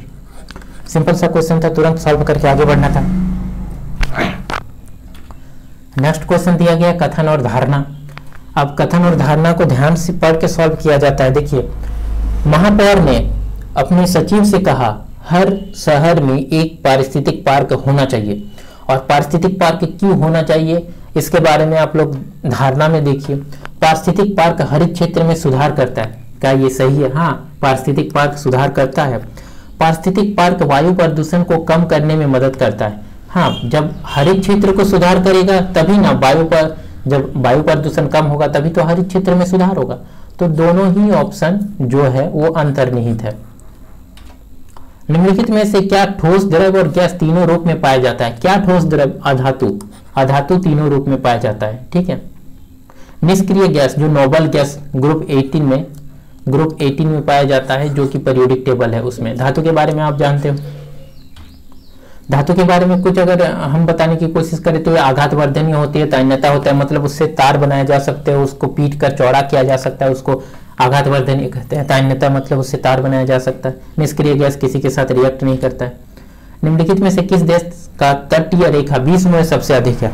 तो कनाडा का तटीय रेखा, कनाडा बीच में है, ठीक है। आप जब जाओगे पूर्व से, हमारे देश, जैसे हमारे देश उत्तरी गोलार्ध में है ना, तो उत्तरी गोलार्ध में सीधे आप पश्चिम की ओर जाओगे तो आपको कनाडा दिखेगा, ठीक है। तो वहीं पे सबसे ज्यादा शेयर करता है समुद्री सीमा। The flexibility in the plant due to dash tissue. Flexibility मतलब कोई पेड़ है, ठीक है, कोई पेड़ है तो वो उसको अगर आप झुका दोगे तो भी वो सीधा हो जाएगा, वो झुकाओगे तो वो फिर सीधा हो जाता है। तो फ्लेक्सिबिलिटी किस कारण से आता है? तो वो फ्लेक्सिबिलिटी कॉलेनकाइमा से आता है, ठीक है। बाहरी स्ट्रक्चर स्केलेनकाइमा। जाइलम और फ्लोएम उत्तवक है, टिश्यू है। जाइलम का काम क्या होता है? वाटर को H2O को जड़ों से लेकर पत्तियों तक पहुंचाना। फ्लोएम का काम क्या होता है? फूड जो होता है उसको पत्तियों से पेड़ के अलग अलग हिस्सों तक पहुंचा देना, फ्लोएम का काम होता है, ठीक है। How many medal did India win US? देखिए, यूएस ओपन चैंपियनशिप में कितना जीता? लॉस एंजल्स में हुआ था 2017 में, तो ये 16 जीता। इस तरह के क्वेश्चन को स्किप किया जा सकता है, क्योंकि इस तरह के क्वेश्चन कितना मेडल जीता है वो जनरली याद नहीं होता है। फिर भी आप लोग मेडल से रिलेटेड कोई भी इवेंट हुआ है तो याद रखने की कोशिश कीजिएगा। इस क्वेश्चन को सॉल्व करते हैं। देखिए, इसको क्रॉस मल्टीप्लाई करते हैं या एलसीएम ले लेते हैं। सबसे पहले एलसीएम लेते हैं। Sine A minus cos B multiply sine A minus sine B. अब यहाँ पे इसको जब ऊपर मल्टीप्लाई कीजिएगा तो sine square A minus sine square B आ जाएगा plus cos square A minus cos square B आ जाएगा। अब इसको सॉल्व कीजिए, देखिए साइन स्क्वायर बी जो है और ए जो है ये इसके साथ जुड़ के 1 हो जाएगा। आपको पता है कि sine square A plus cos square A is equal to 1 होता है, तो ये इसके साथ जुड़कर 1 हो जाएगा। और जब ये इन दोनों को जोड़िएगा, इन दोनों को साइन स्क्वायर बी और कॉस स्क्वायर बी को, तो माइनस कॉमन आने पर माइनस कॉमन आ जाएगा और उनका भी 1 हो जाएगा और नीचे ज्यों का त्यों रहेगा, जैसे कि वैसे रहेगा। तो ऊपर तो 0 हो गया और नीचे जैसे का वैसे, तो 0 का मतलब 0 होता है, आंसर 0 हो जाएगा। सिंपल सा आंसर। ठीक है, आगे बढ़ते हैं। 5 दोस्तों के बीच एक केक काटा गया, एक केक है, ठीक है, और 5 दोस्तों को इस तरह से दिया गया 1/8 को एक प्लस 1/6 को दे दिया 1/5/12 एक जन को मिला और एक जन को 1/12 मिला। तो इतना केक तो चला गया 4 में, ठीक है, और बाकी बचा, तो एक में इतना घटा दोगे तो बाकी बचा चौथे को मिला होगा, 5वां को मिला होगा, 5 है तो इस सब को ऐड कीजिए, इसका एलसीएम ले लीजिए। इसका एलसीएम कितना होता है 8, 6, 12 और 12। इसका एलसीएम कितना होगा 40 ले सकते हो, नहीं 40 तो होगा नहीं, 60 ले सकते हो, 60 होगा क्या एलसीएम। देखिए यहाँ पे 12 तो सब में है तो 12 मल्टीप्लाई होगा और 4 भी है इसमें, तो 3 कर सकते हो आप। 3 नहीं कर सकते क्योंकि 4 × 2 होगा, ठीक है। 8 से आप 2 निकालोगे तो 2 ले सकते हो, तो 24 ले सकते हो एलसीएम। सिंपल तरीका है कि जो कॉमन है उसको निकाल दीजिए। 8 में 4 कॉमन है, 12 में तो निकाल दीजिए। 2 कॉमन नहीं है तो 2 से मल्टीप्लाई कर दीजिए। अब यहाँ पे 3 आ जाएगा क्योंकि 8 तिया 24 होता है, प्लस यहाँ पे 4 हो जाएगा, 6 4 24 होता है, प्लस 12 दूना 24 होता है और यहाँ पे भी 2 आ जाएगा, यहाँ 10 आ जाएगा क्योंकि ऊपर 5 है, मल्टीप्लाई होगा ना। एलसीएम जनरली नॉर्मल सा लिए है -1, ठीक है। इसको सॉल्व कीजिए। अब 10 में 2 12 और 4, 12 4 16 और ये 19/24 और -1 ऑलरेडी है, ठीक है। इसको सॉल्व कीजिए तो 24 - 19 डिवाइड बाई 24 तो कितना आ जाएगा 5/24। सिंपल सा आंसर है। सॉल्व कीजिए, कैलकुलेट कीजिए, नॉर्मल सा कैलकुलेशन है, इसमें और क्या किया जा सकता है। निम्नलिखित में से अभाज्य संख्याओं का युग्म कौन सा है। अभाज्य संख्या, 2 अभाज्य संख्या के बीच आपको पता है कि डिफरेंस 2 होता है, तो इसका सिंपल सा आंसर। चलिए अब देखिए sine square theta is equal to क्या होता है 1/cos स्क्वायर थीटा होता है ना, ये बात तो आपको पता है, ठीक है। तो ऑप्शन में देखिए ये cos है तो ये ऊपर जाके साइन हो जाएगा क्या, तो cos स्क्वायर थीटा प्लस ऊपर जाके ऊपर sine square theta is equal to 17 नहीं +17 है, +17 इज इक्वल टू x है, ठीक है, +17 इज इक्वल टू x है। अब इसको आप सॉल्व कीजिए, आपको पता है कि sine square theta plus cos square theta is equal to कितना होता है, sine square theta cos square theta is equal to 1 हो जाएगा, plus 17 is equal to x हो जाएगा। ये 18 इज इक्वल टू x है, पूछा क्या है x स्क्वायर, मतलब 18 का स्क्वायर 324 होता है। बस 324 आंसर करना है, आगे बढ़ना है, सॉल्व करना है तुरंत। सिंपल सा क्वेश्चन था, ये क्लास 10th से ही उठाया गया क्वेश्चन है। राष्ट्रपति रामनाथ कोविंद ने नई दिल्ली में स्थित राष्ट्रपति भवन में डैश विशिष्ट उपलब्धियों वाली महिलाओं को सम्मानित किया। ये प्रथम महिला अपने अपने प्रतिनिधि क्षेत्र में विशिष्ट प्रतिमाएं स्थापित करने में अग्रणी है। देखिए एक मेडल को पूछा गया था कि कितना मेडल है, अब पूछा जा रहा है कि राष्ट्रपति रामनाथ कोविंद ने कितने महिलाओं को सम्मानित किया, तो टोटल 112। मतलब कि जो इवेंट है उसमें से टोटल को पूछा जा रहा है रेलवे में, तो उसको आपको याद रखना है। तो इसका सिंपल सा क्वेश्चन 112, ये करंट अफेयर का क्वेश्चन है, इसमें कोई एक्सप्लेनेशन की जरूरत नहीं है, आपको ये स्टैटिक क्वेश्चन के रूप में याद ही रखना होगा और आंसर अगर आपको आता है तो ठीक है, नहीं तो 1-2 क्वेश्चन आप छोड़ सकते हो 100 में। In which of the following process is oxygen related to into the air, मतलब कौन सा प्रोसेस है जिससे ऑक्सीजन रिलीज होता है एयर में। फोटोसिंथेसिस, प्रकाश संश्लेषण, प्रकाश संश्लेषण के लिए क्या क्या जरूरी होता है, सनलाइट जरूरत होता है, ठीक है, सनलाइट चाहिए। उसके बाद CO2 चाहिए, CO2 जो कि मिलता है, उसके बाद H2O चाहिए, पानी चाहिए पत्तियों में। तो ये सब मिलकर फोटोसिंथेसिस का क्रिया करता है और फोटोसिंथेसिस के बाद वो रिलीज करता है ऑक्सीजन, ठीक है, ऑक्सीजन रिलीज करता है। तो इसका सही आंसर। रेस्पिरेशन में क्या होता है, हम लोग सांस लेते हैं, रेस्पिरेशन, छोड़ते हैं कार्बन डाइऑक्साइड। ट्रांसपोर्टेशन, परिवहन, पौधे में जाइलम और फ्लोएम, मैंने आपको कहा था जाइलम और फ्लोएम 2 गो टिश्यू होता है, पिछला स्लाइड में ही तो हमने पढ़ा था। और अपशिष्ट पदार्थों को बाहर निकालना बोला जाता है, अपशिष्ट पदार्थों को हमारे शरीर से बाहर निकालना एक्सक्रीशन बोला जाता है। आगे चलते, देखिए आकृति का क्वेश्चन है। अब ये दोनों सर्कल सामने हैं, फिर दूर हो गया, ये दोनों क्यूब जो है सामने है, अब यहाँ पे क्या होगा, दूर होगा, ठीक है, दूर हो जाएगा। तो ऑप्शन बी। अब रोहन और रोहित एक साथ किसी काम को 10 दिनों में कर सकते हैं। अब रोहन प्लस रोहित, ठीक है, कितने दिनों में, 10 दिनों में काम कर सकते हैं, जबकि रोहन उसी काम को अकेला 15 दिनों में कर सकता है। रोहन कितने दिनों में कर सकता है, अकेले 15 दिनों में कर सकता है।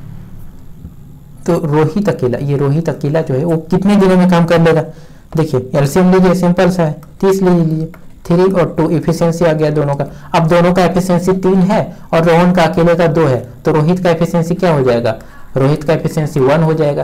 काम 30 है, एक दिन में एक करता है, तो कितना दिन लगेगा, 30 डे, आंसर 30 डे।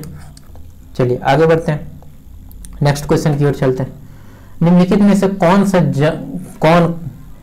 निम्नलिखित में से कौन का जंतु गर्म, अब कौन सा होना चाहिए था, रेलवे ने कहा दे दिया, जंतु गर्म रक्त वाला होता है। कबूतर गर्म रक्त वाला होता है, यहाँ पे खरगोश ऑप्शन रहता तो खरगोश भी हो जाता, ठीक है, खरगोश भी हो जाता। मछली नहीं होती है, मेढक नहीं होती, मेढक का जो टेम्परेचर है वो बदलते रहता है, आप अगर उसको गर्म पानी में रख दोगे तो भी वो अपना टेम्परेचर बदल लेगा। मच्छर भी अपना टेम्परेचर बदलते रहता है, ठीक है। आप ठंडे में देखोगे कि मच्छर बहुत ज़्यादा ठंडा दे तो मच्छर नहीं लगते, क्योंकि बहुत ज़्यादा ठंडा होने के कारण वो जो रूम टेम्परेचर होता है उसको मैनेज नहीं कर पाता, इसीलिए कोने में छुप जाते हैं। ये बोर्ड मार्क्स का क्वेश्चन है, इसको आप सॉल्व कीजिएगा, मैं नहीं करूँगा। क्यों नहीं करूँगा, क्योंकि इतना तो आपको आना ही चाहिए। वैसे अगर सिंपल सा इन दोनों को ऐड करो, फिर से माइनस करो, फिर इसको ऐड करो, फिर माइनस करो, फिर ऐड करो, फिर माइनस करो, तो यहाँ पे आ जाएगा आपका 56/8 = 7 आ जाएगा। चलिए मैंने इतना बता दिया, इसको आप सॉल्व करो। आधुनिक आवर्त सारणी में कौन सा समूह के तत्वों का बाहरी कोष पूर्ण होता है। अब बाहरी कोष जो नोबल गैस होता है ग्रुप 18 का, उसका बाहरी कोष देखिए सबसे पहले 2 होता है, ठीक है, या 2 चाहिए या 8 चाहिए, तब जाके उसका बाहरी कोष फिलअप होता है। तो जो नोबल गैस ग्रुप 18 के तत्व है ना, वो फिलअप होते हैं, 8 होते हैं, ठीक है, 2 और 8 में होते हैं, तो ग्रुप 18 आंसर सिंपल सा है। 1 मार्च 2005 को शुक्रवार किस तिथि को था, ठीक है, नहीं 1 मार्च नहीं है, ये क्वेश्चन है 61 नंबर, ठीक है। मार्च 2005 में शुक्रवार किन किन तिथियों को था, तो देखिए इन दोनों के बीच 7 का अंतर है, इन दोनों के बीच 7 का अंतर है, इन दोनों के बीच 7 का, सभी में 7 का अंतर आ रहा है, ठीक है, तो उससे एलिमिनेट ऑप्शन नहीं होगा। तो आपको कैलेंडर आना चाहिए। अब कैलेंडर आने के लिए आप क्या कर सकते हो, आप कैलेंडर का चैप्टर पढ़े हो और नहीं पढ़े हो तो आपको पढ़ना पड़ेगा, ठीक है। कैलेंडर का आपको ये पता है क्या कहते हैं उसको, जनवरी फरवरी का माह कोड, मंथ कोड आपको पता होना चाहिए। मंथ कोड अगर आप नहीं जानते हो तो सॉल्व नहीं कर सकते हो, तो मंथ कोड आपको ज्ञात होगा और नहीं होगा तो आप नोट कीजिए। अलग अलग मंथ कोड अलग अलग टीचर बताते हैं, हम इस कोड से बनाते हैं। 12 का स्क्वायर 144, 025 मतलब 5 का स्क्वायर 036 और 146, जनवरी से दिसंबर तक, ये हो गया मेरा मंथ कोड, ठीक है। अब हमें मार्च का पूछा है तो हम कोई भी एक ऑप्शन निकाल लो, या 1 मार्च का ही निकाल लेते हैं, तो 1 मार्च निकालेंगे, 1 मार्च इसमें से है नहीं तो ले लेते हैं 4 मार्च, ठीक है, या 3 मार्च, कोई भी ले लो, आगे या पीछे फिर बाद में घटा देना। तो 4 मार्च का निकालते हैं, तो 4 मार्च 2005 का, तो 4 मार्च का 4 ले लेंगे। मार्च का क्या है, जनवरी फरवरी मार्च का 4 है, ठीक है। उसके बाद ज्यों का 3 ईयर लिख देंगे, और इस 5 साल में कितना लीप ईयर आएगा, 5 को डिवाइड करो कितना से, 4 से, तो 1 आएगा, तो 1 लीप ईयर आएगा, ठीक है। और प्लस 2000 है ना, 2000 का शताब्दी वर्ष चल रहा है तो इसमें +6 होता है, तो +6 कर दो। अब इस सब को ऐड करो, ऐड करने से कितना आएगा, 6 4 10, 5 15, 19 20 आ जाएगा, 20 आ जाएगा। अब इस 20 को डिवाइड करो 7 से, तो कितना आता है, 4 आ जाएगा, ठीक है, क्योंकि 6 आ जाएगा, क्योंकि 14 तो कट जाएगा ना, और 6 रिमाइंडर बचेगा। अब 6 रिमाइंडर बच गया। अब रविवार से काउंट कीजिए। रविवार का मतलब क्या होता है 1, 01 रविवार, 02 सोमवार, ठीक है, 03 मंगलवार, 04 बुधवार और 05 बृहस्पतिवार और 06 शुक्रवार। तो 06 शुक्रवार देखिए ऑप्शन 1 सही हो गया, 4 को लिए यही सही हो गया। तो इसी को अगर आप 3 लेते, अगर आप मान लेते हैं कि यहाँ पे 3 लेते तो आपके पास यहाँ पे 19 आता, 19/17 करते तो रिमाइंडर कितना बचता, 5 बचता।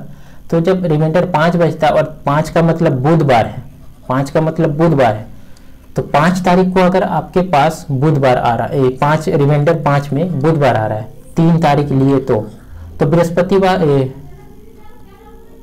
नहीं 5 तारीख को बृहस्पतिवार आएगा, ठीक है। 5 लिए रिमाइंडर 5 में बृहस्पतिवार है, 5 में अगर आपको रिमाइंडर बचा 5 3 तारीख के लिए, तो 3 तारीख को आपको क्या आ जा रहा है बृहस्पतिवार। अगर 3 तारीख को बृहस्पतिवार आ रहा है, 4 तारीख को शुक्रवार आएगा। आप अगर 3 भी उठाते तो भी सही होता, एक ज़्यादा बार में शुक्रवार आ जाता, एक दिन ऐड कर देते 4 तारीख हो जाता, क्योंकि क्वेश्चन में तो बोल ही दिया है ना कि शुक्रवार है। तो इस तरह से कैलेंडर का क्वेश्चन आपको पढ़ना होगा, नहीं तो ये महाकोड आप याद रखिएगा। और इस तरह से आप पहले नंबर को मार्च का मंथली कोड 05 जो ईयर है वो लिख दीजिएगा, लीप ईयर लिख दीजिएगा, प्लस शताब्दी वर्ष में 2000 का में +6 होता है, आप जानते हो, ठीक है। What of the following country host the Oscar. Oscar जो एकेडमी ऑस्कर है वो कौन होस्ट करता है, सबको पता है, ये क्वेश्चन यूएसए होगा, ठीक है।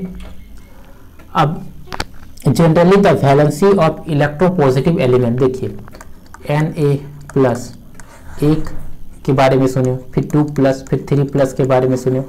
तो मिनिमम जो होता है, मैक्सिमम जो होता है ना वैलेंसी इलेक्ट्रोपॉजिटिव एलिमेंट वो 1, 2, 3 तक हो सकता है, ठीक है। एल्युमिनियम का +3 तक हो जाता है, ठीक है। तो इस तरह से एल्युमिनियम काफी इंपॉर्टेंट चैप्टर बन गया तब तो, मतलब एल्युमिनियम से इतना क्वेश्चन पूछा जा रहा है, ये शायद एल्युमिनियम का 5वां क्वेश्चन होगा, ठीक है। एल्युमिनियम का क्वेश्चन नहीं है, वैलेंसी का क्वेश्चन है, मगर आप इसको एल्युमिनियम से जान सकते थे कि +3 तक वैलेंसी मतलब वो इलेक्ट्रॉन डोनेट करता है, ठीक है। चलिए आगे बढ़ते हैं। अब दिल्ली में एक टीवी X में बेचा जाता है, दिल्ली में कितना में बेचा जाता है, X में बेचा जाता है। और एक व्यापारी चंडीगढ़ जाता है, देखिए अब दिल्ली ले लिए और चंडीगढ़ ले लिए, उससे 20% कम पर 20% का आपको फ्रैक्शन वैल्यू क्या 1/5, अगर ये 5 है तो चंडीगढ़ में आपको 4 में मिलता, ठीक है। टीवी खरीदता है, 20% कम पर टीवी खरीदता है और 600 परिवहन का खर्चा करता है, और उसके बाद वो टीवी को X मूल्य पर बेच देता है, मतलब 5 पर बेच देता है, और 100/10% का लाभ होता है। 100 मतलब वो परसेंट, मतलब 1/7, मतलब कि वो 7 में खरीदा और बेचा कितना 8 में। तो ये दिल्ली में X में है, ये भी X में बेचता है, मतलब कि दिल्ली में समान रेट है, तो इसको 8 मल्टीप्लाई करो और इसको 5 से मल्टीप्लाई करो, ये दोनों इक्वल आ जाएगा, कितना 40 आ जाएगा, ये भी 40 आ जाएगा, क्योंकि सेम रेट में बेच रहा है ना, दिल्ली में सेम रेट है। यहाँ पे अलग हो सकता है, यहाँ पे 8 मल्टीप्लाई करोगे तो 32 होगा, यहाँ पे आप 5 मल्टीप्लाई करोगे तो 35 होगा। और 600 रुपये ट्रांसपोर्ट का लगा, ये 3 है, 3 अंतर आया इसमें, ये तो अलग है, 3 बराबर 600 आ जाएगा, 3 का 600 आ गया। तो पूछा क्या गया, X का मूल्य पूछा जा रहा है, 40 का मूल्य पूछा जा रहा है, मतलब 3 का डबल 6 है, 3 का डबल 6 लिख के आपने 2 जीरो दे दिया, तो 4 का डबल 80 लिख के आप 2 जीरो दे सकते हो। चलिए आंसर, पृथ्वी का द्रव्यमान बताओ। देखो पृथ्वी का द्रव्यमान साधारण सा पूछ लिया, 6 × 10⁻24 kg। 9 क्लास का पहला चैप्टर फिजिक्स का यही है, यही लिखा गया है पृथ्वी का द्रव्यमान कितना है। इस तरह से आप जान सकते हो 6 × 10⁻24 kg होता है। इसके अलावा और एक कुछ बातें जान लेते हैं, जैसे पृथ्वी का तिरजा। पृथ्वी का तिरजा अगर आपको पूछ ले तो 6.4 × 10⁻6 मीटर होता है। रेडियस किसका, अर्थ का रेडियस होता है ये, ठीक है। इसके अलावा एक प्रकाश वर्ष पूछा जाता है, एक लाइट ईयर, ठीक है। एक लाइट ईयर 9.46 × 10⁻15 मीटर होता है। और एक पार्सेक पूछा जाता है, ठीक है। एक पार्सेक कितना होता है, 3.26 लाइट ईयर। ये सब बातें आपको याद रखना है, ठीक है। ये सब बात आप लोग याद रख लीजिएगा। एक और अगर आप जानना चाहो तो एक एस्ट्रोनॉमिकल यूनिट जो होता है एक एस्ट्रोनॉमिकल यूनिट, वो भी कई बार पूछा जाता है, जो कि 1.66 इंटू 10⁻⁻² kg तक होता है, ठीक है। और यहाँ पे आपको एक क्वेश्चन मैं देना चाहता हूँ कि इलेक्ट्रॉन जो होता है ना, उसका भार क्या होता है वो आप जानिए। खैर छोड़िए, मैं ही बता देता हूँ, 9.1 इंटू 10⁻31 माइनस का इतना इलेक्ट्रॉन का भार होता है, ठीक है। इस तरह का क्वेश्चन पूछा जाता है, तो आपको याद रखना है। इसके साथ पृथ्वी का त्रिज्या, लाइट ईयर, उसके बाद पारसेक, एस्ट्रोनॉमिकल यूनिट और इलेक्ट्रॉन का भार। निम्नलिखित में से कौन सा जानवर पराध्वनिक उत्पन्न करता है? ध्वनि। देखिए 3 भागों में बांटा गया है, एक 0 से 20 तक, एक 20 से 20,000 हर्ट्ज तक, और एक 20,000 से अधिक, ठीक है। तो ये जो है इंफ्रासोनिक है, ये जो है ऑडिबल है, ये है अल्ट्रासोनिक, ठीक है। तो इंफ्रासोनिक जो है ना, मतलब कि बहुत कम, जिसका कान बड़ा होगा वो सुनेगा, जैसे व्हेल, हाथी, गैंडा, राइनोसोरस। व्हेल, हाथी, गैंडा, और ये ऑडिबल है, मतलब मानव सुन सकता है, ठीक है। और ये बहुत ज़्यादा कौन सुनता है? ये कुत्ता, ठीक है, डॉल्फिन, और उसके बाद चमगादड़, और फिर परपाइजिस जो होता है ये सब ये सुनता है, ठीक है। तो ध्वनि को 3 भागों में बांटा गया है, और तीनों भागों में ये जो है ये इंफ्रासोनिक है,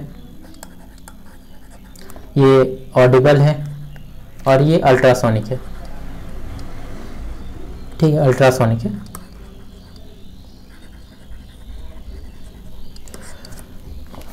तो इस तरह से आपको याद रखना है। तो अल्ट्रासोनिक जो है क्या बोल रहा है कि पराध्वनिक मतलब ये पराध्वनिक है, ठीक है। ये अश्रव्य है, ये पराध्वनिक है, और ये श्रव्य है, ठीक है। इतना आपको याद रखना है।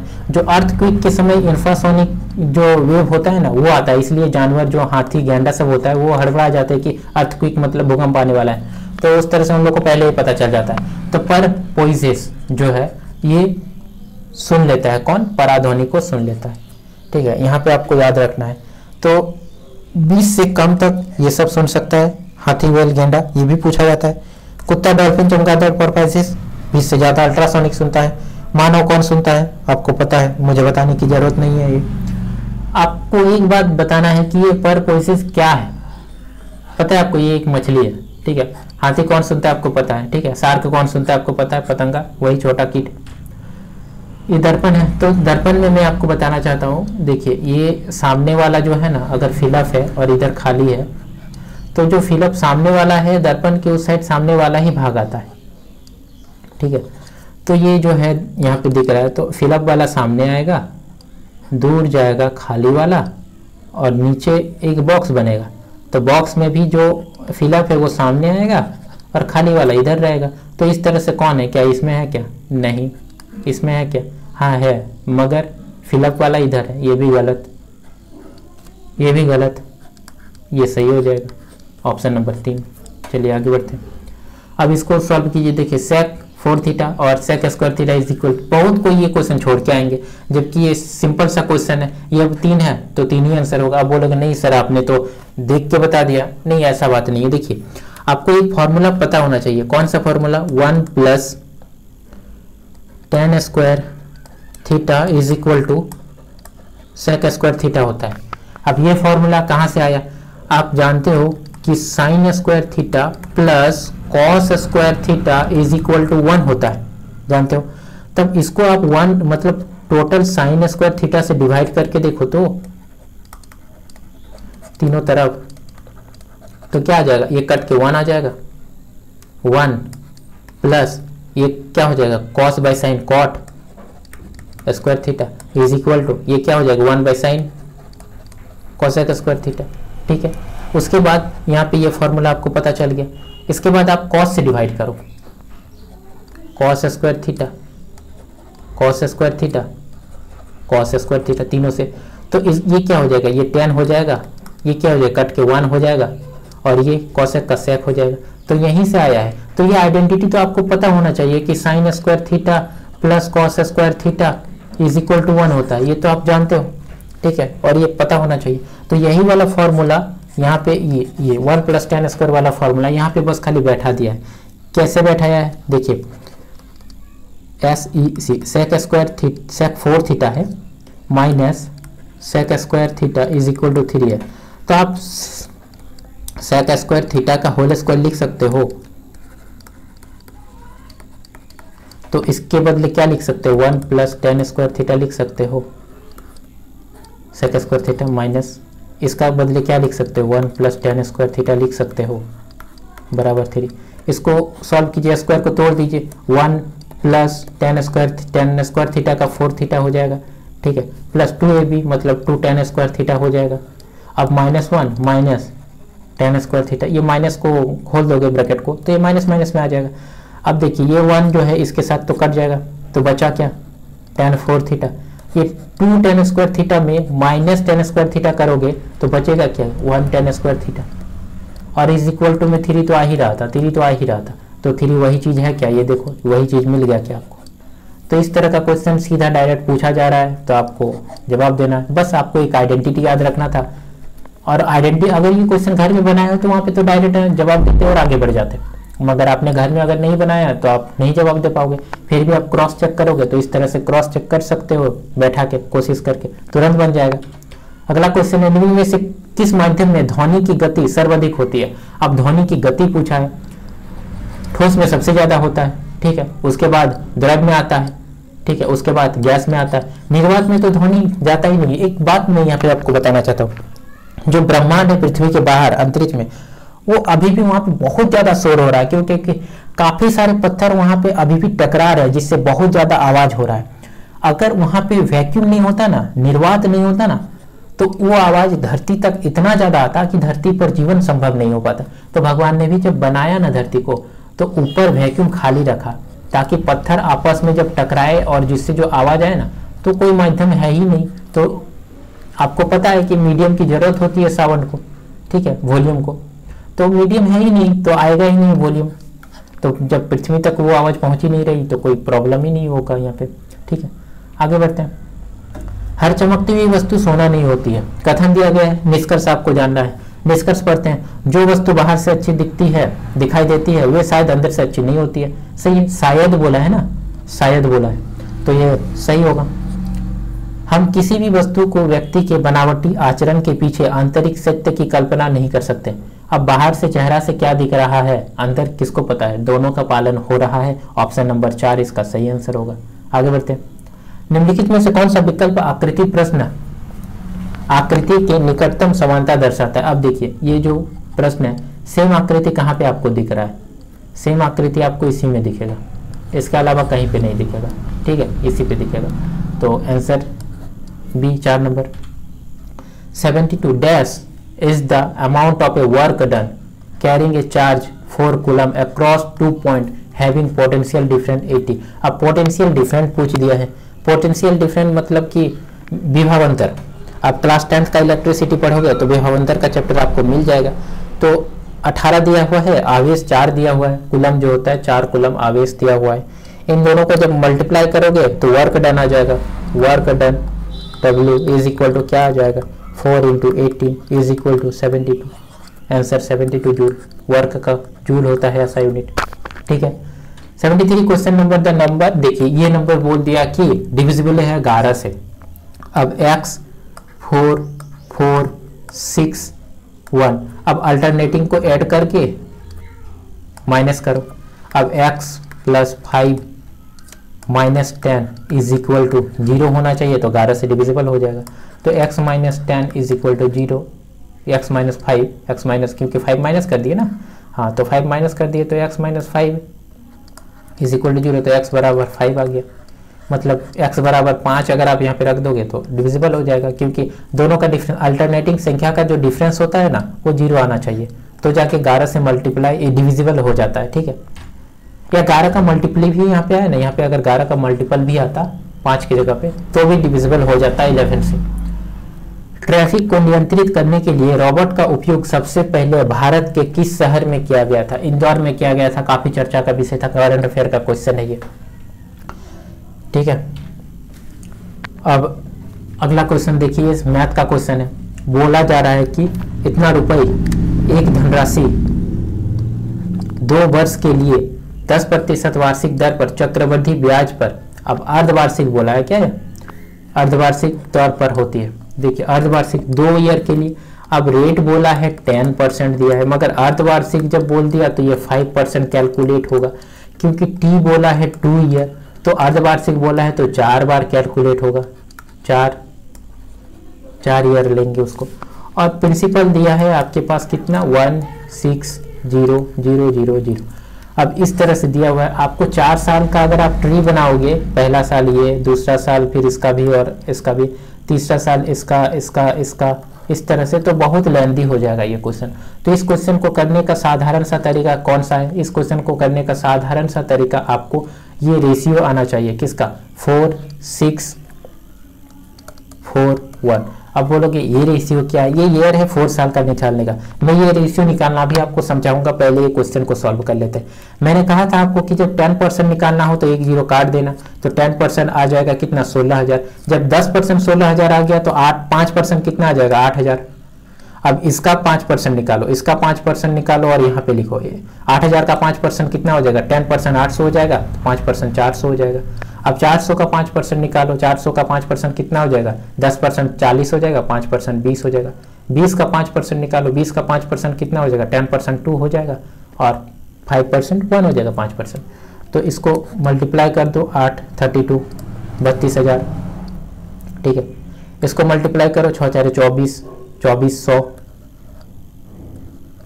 इसको मल्टीप्लाई करो 80 आ जाएगा, और इसको करो 1 आ जाएगा। ये सबको आपस में मल्टीप्लाई करके लिखना होता है, ठीक है। तो ये सबको आपस में मल्टीप्लाई कर दिए और लिखो तो आपको आएगा 18443, ठीक है। इतना आ गया, आंसर आ गया।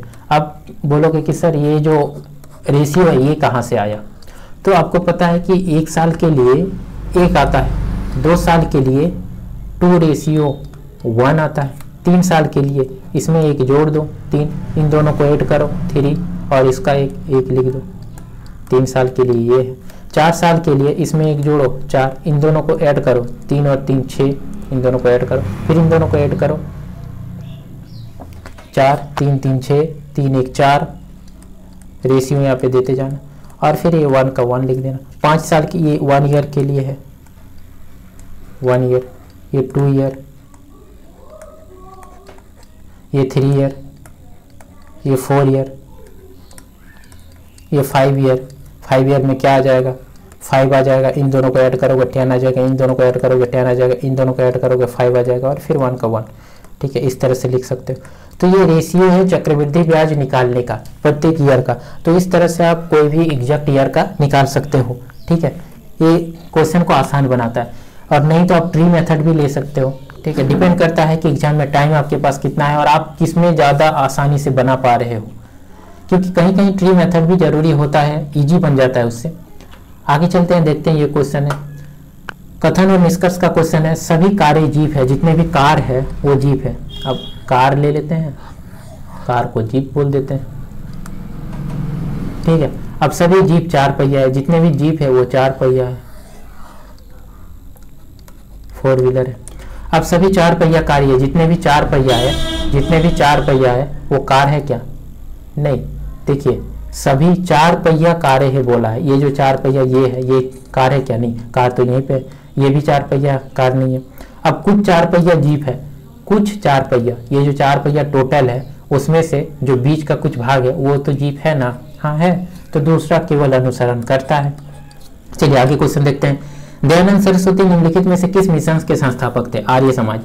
दयानंद सरस्वती आर्य समाज के संस्थापक थे। चलिए ये बात तो आपको पता है, मगर आप बताओ कि ब्रह्म समाज की स्थापना किसने किया था? तो ब्रह्म समाज की स्थापना 1828 में हुआ था, कोलकाता में हुआ था, और राजा राम मोहन राय ने किया था। राजा राम मोहन राय, ठीक है। चिन्मय मिशन चिन्मयानंद स्वामी ने किया था, ठीक है, ये 1952 में किया था। आर्य समाज का तो आपको पता है, दयानंद सरस्वती ने आर्य। प्रार्थना आप किससे करते हो? भगवान से करते हो, आत्मा से करते हो, परमात्मा से करते हो? तो आत्माराम पांडुरंगा, ठीक है, आत्माराम पांडुरंगा ने किया था। और ये कब किया था? आप लोग बताओ कब किया था। आपको कमेंट बॉक्स में ये कमेंट करना है कि प्रार्थना समाज, क्योंकि ये पूछा जाता है कब करना है, ये 52 में। आर्य समाज के बारे में आपने जान लिया। आर्य समाज का कब किया था, 1875 में किया था, इसका मैं बता देता हूँ, ठीक है। ये ऑप्शन आप खुद बताओगे, ठीक है, मैंने बता दिया किसने किया था। विपरीत दिशाओं में आ रही दो ट्रेन है, ठीक है, एक ये इतना मीटर और इतना मीटर लंबी दो गाड़ियां हैं और 9.3 सेकेंड में एक दूसरे को पार कर जाती है, तो दोनों गाड़ियों में संचित गति प्रति घंटा कितनी होगी। अब एक ट्रेन इधर से आ रही है, एक ट्रेन इधर से आ रही है, ठीक है, और ये 152.5 है और ये 157.5 है। तीनों को ऐड करोगे तो 310, ये डिस्टेंस आ गया इतना मीटर, ठीक है, और 9.3 सेकेंड में पार कर रही है। तो इसको किलोमीटर में लाने के लिए 3 सेकेंड में है ना, हाँ, किलोमीटर में लाने के लिए क्या करोगे, 18/5 से डिवाइड करोगे। इसको सॉल्व करो तो इसको अगर काटोगे तो यहाँ पे एक 10 से मल्टीप्लाई करना पड़ेगा। इसको 3 से कर दो, 3 आ गया। अब 3 को इसको 6 से कर दो, 6 आ गया। इसको 5 से कर दो, 5 आ गया। 5 छोक 30, ये 2 आ जाएगा ना, 5 से काटोगे 2, 6 दूना 12 और ये 1 0 यहाँ पे है तो वो 120 किलोमीटर आंसर आ गया। नॉर्मल सा, आप समझ पाए ना। देखिए जो पार करेगी ना ट्रेन, जो ट्रेन एक दूसरे को पार करेगी, डिस्टेंस उन दोनों का योग होगा, तो 152.5 और 157.2 ये दोनों एक दूसरे ट्रेन को पार करेगी। जैसे एक ट्रेन एक पोल को पार करती है, ठीक है, तो वो पूरा का पूरा जो ट्रेन की लंबाई है उसका डिस्टेंस हो जाता है। तो इसी तरह ये दोनों ट्रेन एक दूसरे को पार कर रही है, तो दोनों ट्रेन की जो डिस्टेंस है, दोनों ट्रेन की जो लंबाई है वो आपस में मिलकर उसका डिस्टेंस हो जाएगा, क्योंकि एक दूसरे को पार कर रही है, ठीक है। तो डिस्टेंस वहां से आ गया आपका, और समय तो दिया हुआ है। अब चाल पूछा जा रहा है कि प्रति घंटा कितना, और दोनों संयोजन रूप से, तो दोनों एक साथ चल रही है तो संयोजन रूप से एक ही साथ निकल जाएगा किलोमीटर। मीटर पर सेकंड में किलोमीटर पर आवर में आंसर दिया था तो उसी तरह निकाल लिया हमने, सिंपल सा। 310 को किया 9.3 गुने 18/5 कर दिया, आ गया 120। बस सिंपल सा क्वेश्चन था, सॉल्व हो गया। आगे चलते हैं। देखिए नीचे दिए गए कथन और निष्कर्ष को पढ़ें। अब कथन क्या है, कोई गाय बिल्ली नहीं है। अब गाय यहाँ पे ले लो, ठीक है, और इसको बिल्ली नहीं है बोल दो, ये गाय और ये बिल्ली, ठीक है। तो अब सभी बिल्लियां की मूंछ है, जितना बिल्ली है वो सबकी मूंछ है। पूछा गया निष्कर्ष में कुछ गाय बिल्लियां है, नहीं है, कुछ नहीं है, ये गलत हो जाएगा। कुछ गायों की मूंछें नहीं है, दोनों ही गलत है, कोई भी अनुसरण नहीं करता है, ठीक है। आगे बढ़ते हैं। 80 नंबर, भौतिक विज्ञान में किए गए कार्य को परिभाषित कीजिए। अच्छा, भौतिक विज्ञान में कार्य कब बोलेंगे, जब F इंटू एस होगा, F into S cos theta होता है, ठीक है। ये भौतिक विज्ञान में कार्य होता है, मतलब किसी भी ऑब्जेक्ट पे आप अगर फोर्स लगा रहे हो तो वो अगर मूव नहीं करेगी ना तो कोई बल नहीं लगाया गया आपके द्वारा, चाहे आप कितना भी बल लगा के पसीना पसीना हो गए हो। अगर आप किसी पत्थर को एक जगह से दूसरी जगह तक मूव नहीं कर पाए तो आपके द्वारा लगाया गया फोर्स 0 माना जाएगा। तो इसका ऑप्शन देखते हैं, क्वेश्चन ही गलत है। ऑप्शन देख के क्या करेंगे, क्वेश्चन ही गलत है। चलिए ठीक है, यहाँ पे आप बल की परिभाषा को समझ गए। अब नीचे दी गई आकृति, इस क्वेश्चन को मैंने शुरू में बताया था। क्या बताया था कि जब सेम आर्क से खींचा जाता है ना, सेम आर्क से कहीं से भी अगर आप खींचोगे तो सभी जगह जो एंगल होता है वो सेम होता है। सेम आर्क से अगर आप कहीं से भी खींचोगे ना, कहीं से भी खींच दोगे, यहाँ पे कोने पे है, तो जो एंगल होता है वो सेम होता है, ठीक है। तो ये क्वेश्चन देखिए, ये एंगल, ठीक है, यहाँ पे अगर एक त्रिभुज सेम आर्क से मैं और खींचता हूं, यहाँ तो ये एंगल भी सेम होता, ये दोनों एंगल जितना होता है वो सेम होता। इसी में मैं और एक खींचता हूँ और इसी पॉइंट पे मैं मिला देता हूँ तो ये भी तो सेम ही होगा ना, तो तीनों एंगल तो सेम होगा। अब पूछा जा रहा है, क्या पूछा जा रहा है, ए बी और ई सी ये दोनों पैरेलल है, ए बी और ये ए सी, ई सी जो है, ई सी दोनों पैरेलल है।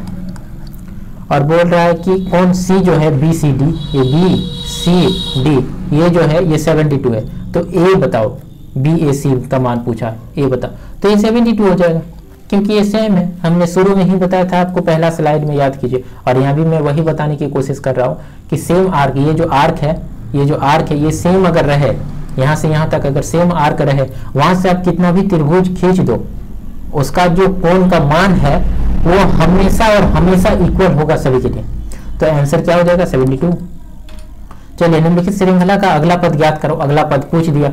अब देखिए I का होता है 9, J का होता है 10, L का होता है 12, O का होता है 15 ठीक है। 9 से कितना गया +1, फिर +2, फिर +3 +2 +1, तो यहाँ पे क्या जाएगा +4 जाएगा क्या, तो 19 हो जाएगा क्या। और 19 क्या होता है S होता है, तो S ऑप्शन आ गया। ठीक है। वैसे अब 5 + 2 7 प्लस कितना होगा 11, 4, फिर यहाँ से यहाँ तक +8 और यहाँ से यहाँ तक 16 होगा। ठीक है। यहाँ कितना 5 + 2 गया, 7 में कितना 4 जोड़ने पर, फिर 11 में 8 जोड़ने पर आया। अब 2 4 8 यहाँ पे 10 होगा। फिर से देखते, देखिए 5 + 2 शायद नंबर से नहीं इसी से चुना जा रहा है। ठीक है। तो ये एस ऑप्शन ये तो सही हो ही गया, दूसरा ऑप्शन को चेक करने का जरूरत ही नहीं है। मगर फिर भी 5 में 2 जोड़ेंगे तो 7 आएगा, 7 में कितना जोड़ेंगे 4 जोड़ेंगे, 11 में कितना जोड़ेंगे 11 में 6 जोड़ेंगे, हाँ 6 जोड़ेंगे। यहाँ पे गलती कर रहे थे 2 4 6, तो यहाँ पे 8 होगा। 17 में 8 जोड़ोगे तो 25 आएगा, तो 25S आ जाएगा। कितना आ जाएगा 25S आ जाएगा। चलो आंसर 25S आ गया। अच्युतम 25,000 का निवेश कर एक चाय की दुकान खोलता है। 30% फिनिशिंग पर और 20% दुकान के अन्य आवश्यक सामग्री पर खर्च करता है। ठीक है। इसने क्या किया 30% फिनिशिंग पर दे दिया और 20% दुकान के अन्य आवश्यक सामग्री पर दे दिया। अब अपनी दुकान के लिए बाकी सामान खरीदने के लिए अब उसके पास कितने रुपए बचे। अब तो वो 30% और 20% तो दे ही दिया है, 50% तो खर्च कर ही दिया, बाकी 50% बचा है। तो 50% 25,000 का 50% उसका आधा 12.5। इसको तो देखना ही नहीं था क्वेश्चन, मतलब क्वेश्चन देखना था, इसको ज्यादा कलम टच भी नहीं करना था। अब HCF को प्राइम नंबर, 2 को प्राइम नंबर का HCF कितना होता है 1 होता है। जब HCF का चैप्टर आप स्टार्ट करोगे उसमें सबसे पहले यही पढ़ते हो। ठीक है। उसके बाद है सतत विकास के लिए सतत विकास के लिए घरों में ऊर्जा की आपूर्ति अनिवार्य है। धारणाएं देखिए, घरों में अत्यधिक चमकदार प्रकाश बल्ब, छोटा छोटा लिखा गया है, ये क्वेश्चन कट पेस्ट किया गया है ना, छोटा छोटा लिखा गया है, जिस वजह से दूर से देखने पर दिखता नहीं है। और आप लोग जान सकते हो कि रेलवे का क्वेश्चन कितना छोटा होता है जब वो बड़ा क्वेश्चन पूछ देता है। तो सतत विकास के लिए घरों की ऊर्जा की आपूर्ति अनिवार्य है। घरों में अत्यधिक चमकदार प्रकाश बल्बों के स्थान पर कॉम्पैक्ट फ्लोरोसेंट लैंप CFL का उपयोग करना चाहिए। नहीं, घर में क्या उपयोग करना चाहिए उसके बारे में कुछ नहीं बताया गया है, ना हमें जानना है, हमें सतत विकास के बारे में बोला गया है। ठीक है। ये गलत हो जाएगा। अपने घरों के चारों ओर छायादार वृक्ष और पौधे लगाए। इस प्रकार विशेष पर्णपाती वृक्ष भूमि के उपयोग में ऊर्जा संरक्षित की जा सकती है। ये तो सही है। विशेष अगर पेड़ अगर पश्चिम दिशा में हो या पूरब दिशा में हो, कोई भी दिशा में, उससे क्या मतलब है, ये दोनों ही गलत है। तो 1 और 2 दोनों अंतर्निहित नहीं है। चलिए आगे बढ़ते हैं। यदि दक्षिण पश्चिम बन जाता है तो उत्तर क्या होगा। सबसे पहले हमें ले लेते हैं, देखिए ये पूर्व है, ये पश्चिम है, ठीक है, ये उत्तर है, ये दक्षिण है, ये उत्तर पूरब है, ये क्या दिया हुआ है दक्षिण पश्चिम, ये दक्षिण पश्चिम और ये दक्षिण पश्चिम है। ठीक है। यहाँ पे तो ये दक्षिण पश्चिम बन जाता है। कौन दक्षिण, ये दक्षिण जो है, ये दक्षिण यहाँ से यहाँ तक गया, कितना 45 डिग्री का एंगल गया। तो उत्तर क्या हो जाएगा, ये उत्तर जो है 45 डिग्री आगे बढ़ जाएगा, तो उत्तर पूर्व आंसर आ जाएगा। वह पुस्तक कौन सा है जो श्रमिकों को उसके विशिष्ट प्रदर्शन, नवाचार क्षमता, उत्पादकता और प्रदर्शन के लिए असाधारण साहस और मानसिक तत्परता के उत्कृष्ट योगदान के लिए दिया जाता है। अब वह पुरस्कार के बारे में पूछा है। ठीक है। पुरस्कार के बारे में पूछा है, तो पुरस्कार कौन सा है जो श्रमिकों के लिए श्रम पुरस्कार है। एक सुचालक का प्रतिरोध निम्न में से किस कारण पर निर्भर नहीं करता है। सुचालक दाब पर नहीं करता है, मतलब कोई भी कंडेंसर होता है, मतलब कि कंडेंसर जिसमें इलेक्ट्रिसिटी प्रभावित हो, तो अगर ज़्यादा लंबा रहेगा, तार अगर ज़्यादा लंबा रहेगा तो उसमें प्रतिरोध भी ज़्यादा संख्या में रहेगी। प्रतिरोध का काम क्या है, ओम उसका ऐसा यूनिट होता है ना, ठीक है। प्रतिरोध का काम क्या है, इलेक्ट्रिसिटी को रोकना, रेसिस्टेंस आर से डिनोट करते हैं उसको, ठीक है। तो लंबाई ज़्यादा रहेगा, रेसिस्टेंस ज़्यादा रहेगा। पदार्थ, अब वो धातु है, अधातु है, अर्धचालक है, सुपर कंडेंसर है, सुपर चालक है, कैसे पता, पदार्थ पे ही पता चलता है। तो पदार्थ पर डिपेंड करता है। मगर दाब पर आप अगर तार को दबा दोगे या कोई भी चीज़ को, स्टील को दबा दोगे, तो उसमें करंट कितना प्रभावित होगा उससे कोई फर्क नहीं पड़ता। 1 जनवरी 2018 को सोमवार था, तो 1 जनवरी 2010 को सप्ताह में कौन सा दिन था। देखिए कैलेंडर का क्वेश्चन है ये, आप कैलेंडर का क्वेश्चन है और आपको कैलेंडर में पहले ही बताया कि माह कोड याद रखना होगा। तो 1 जनवरी 2018 को सोमवार था, तो आपको दोनों निकालना होगा। और इस तरह से अगर जाओगे 10 से 18 साल तक अगर आप जाओगे, 10 से 11, 12, तो बहुत लेंथी हो जाएगा। तो आप उससे इजी होगा कि आप दोनों को तुरंत निकाल लो। निकालना बहुत ईजी है। जैसे कि पहले हम लोग निकालते हैं 2018 का, किसका निकालते हैं, 1 जनवरी 2018 का निकालते हैं, 1 जनवरी 2018 का। अब क्या 1445036 अब जनवरी का कितना है, 1 है। अब 1 ले लिए, जनवरी का 1 ले लिए, ईयर ले लिए। अब लीप ईयर इसमें कितना आएगा, 18 से 4 से डिवाइड करो तो 4 4 16, 4 आ जाएगा, ठीक है। और ये कितना है, 2018 शताब्दी वर्ष 2000 पूछ रहा है, तो +6 से अब इसको ऐड कर दो, सबको ऐड करो। ये 18 ये लिए ना, हाँ 10 18 19 20, 6 4 है 10 और 18 18 1 19 और 1 20, 20 का 0 3। और इसको डिवाइड करोगे 7 से तो रिमाइंडर कितना बचेगा, 2 बचेगा, क्योंकि 7 4 28 हो जाता है, 2 बचा। तो 1 क्या होता है, रविवार, 2 क्या होता है, सोमवार। तो हालांकि इसमें क्वेश्चन ने सही कहा कि 1 जनवरी को सोमवार था, ठीक है। 03 क्या होता है, मंगलवार, ठीक है। 04 क्या होता है, बुधवार। 05 बृहस्पतिवार। 06 शुक्रवार और 07 शनिवार। तो 1 जनवरी 2010 को आप निकालो, तो 1 जनवरी का 1, फिर 10 ईयर ले लिए, लीप ईयर इसमें 2 आएगा, शताब्दी वर्ष 6 करो, टोटल को ऐड करो, कितना हो जाएगा, 10 2 12 6 18 19 20 20। तो इसमें क्या आ जाएगा, इसमें डिवाइड करोगे 7 से तो 6 रिमाइंडर आ जाएगा, रिमाइंडर 6 ही आएगा ना, हाँ। 6 कितना होता है, 6 होता है शुक्रवार, आंसर क्या आ जाएगा, शुक्रवार। चलो 90 नंबर क्वेश्चन, ये क्या था, ये क्वेश्चन था 89, ये 90 नंबर क्वेश्चन। हौसला 2017 क्या है, जिसे 16 नवंबर से 20 नवंबर तक 2017 तक मनाया गया था। ये जो हौसला 2017 करंट अफेयर का क्वेश्चन है, ठीक है। ये बच्चों के अधिकार का उत्सव है। बच्चों का अधिकार जैसे चाइल्ड लेबर वगैरह होता है, हम लोग को पढ़ने नहीं दिया जाता है। आर्टिकल आप अगर 15 को पढ़ोगे, आर्टिकल 24 को पढ़ोगे तो आपको उसके बारे में पता चलेगा, ठीक है। तो बच्चों के अधिकार का उत्सवों को, उसके अधिकार के बारे में बताने को, जागरूक करने के लिए एक उत्सव चलाया गया था। कब से कब तक, हौसला नाम से चलाया गया था 2017 से 16 नवंबर 2020 तक, 2017 में ही, ठीक है, नवंबर में। तो ये करंट अफेयर का क्वेश्चन है, आपको याद रखना है। इस तरह का अब करंट अफेयर, इस तरह का कोई अगर इवेंट चलाया जाता है तो उसको याद रखना है आपको, क्योंकि आप 2021 के एंड में या 2022 में आप एग्जाम देने वाले हो रेलवे का, तो आपको ये सब जानना होगा। देखिए निम्नलिखित श्रृंखला का अगला पद क्या होगा, अगला पद पूछ दिया। अब यहीं से देखिए क्वेश्चन तो इजी लग रहा है। देखिए यू कितना होता है, 21, ठीक है। ये कितना होता है, W 23 होता है, और Y कितना होता है, 25 होता है। तो +2 गया क्या, +2 गया क्या, तो यहाँ पे -2 आएगा क्या, तो -2 आएगा तो 19 आएगा, 19 आएगा ना, -2 आएगा तो 19 आएगा।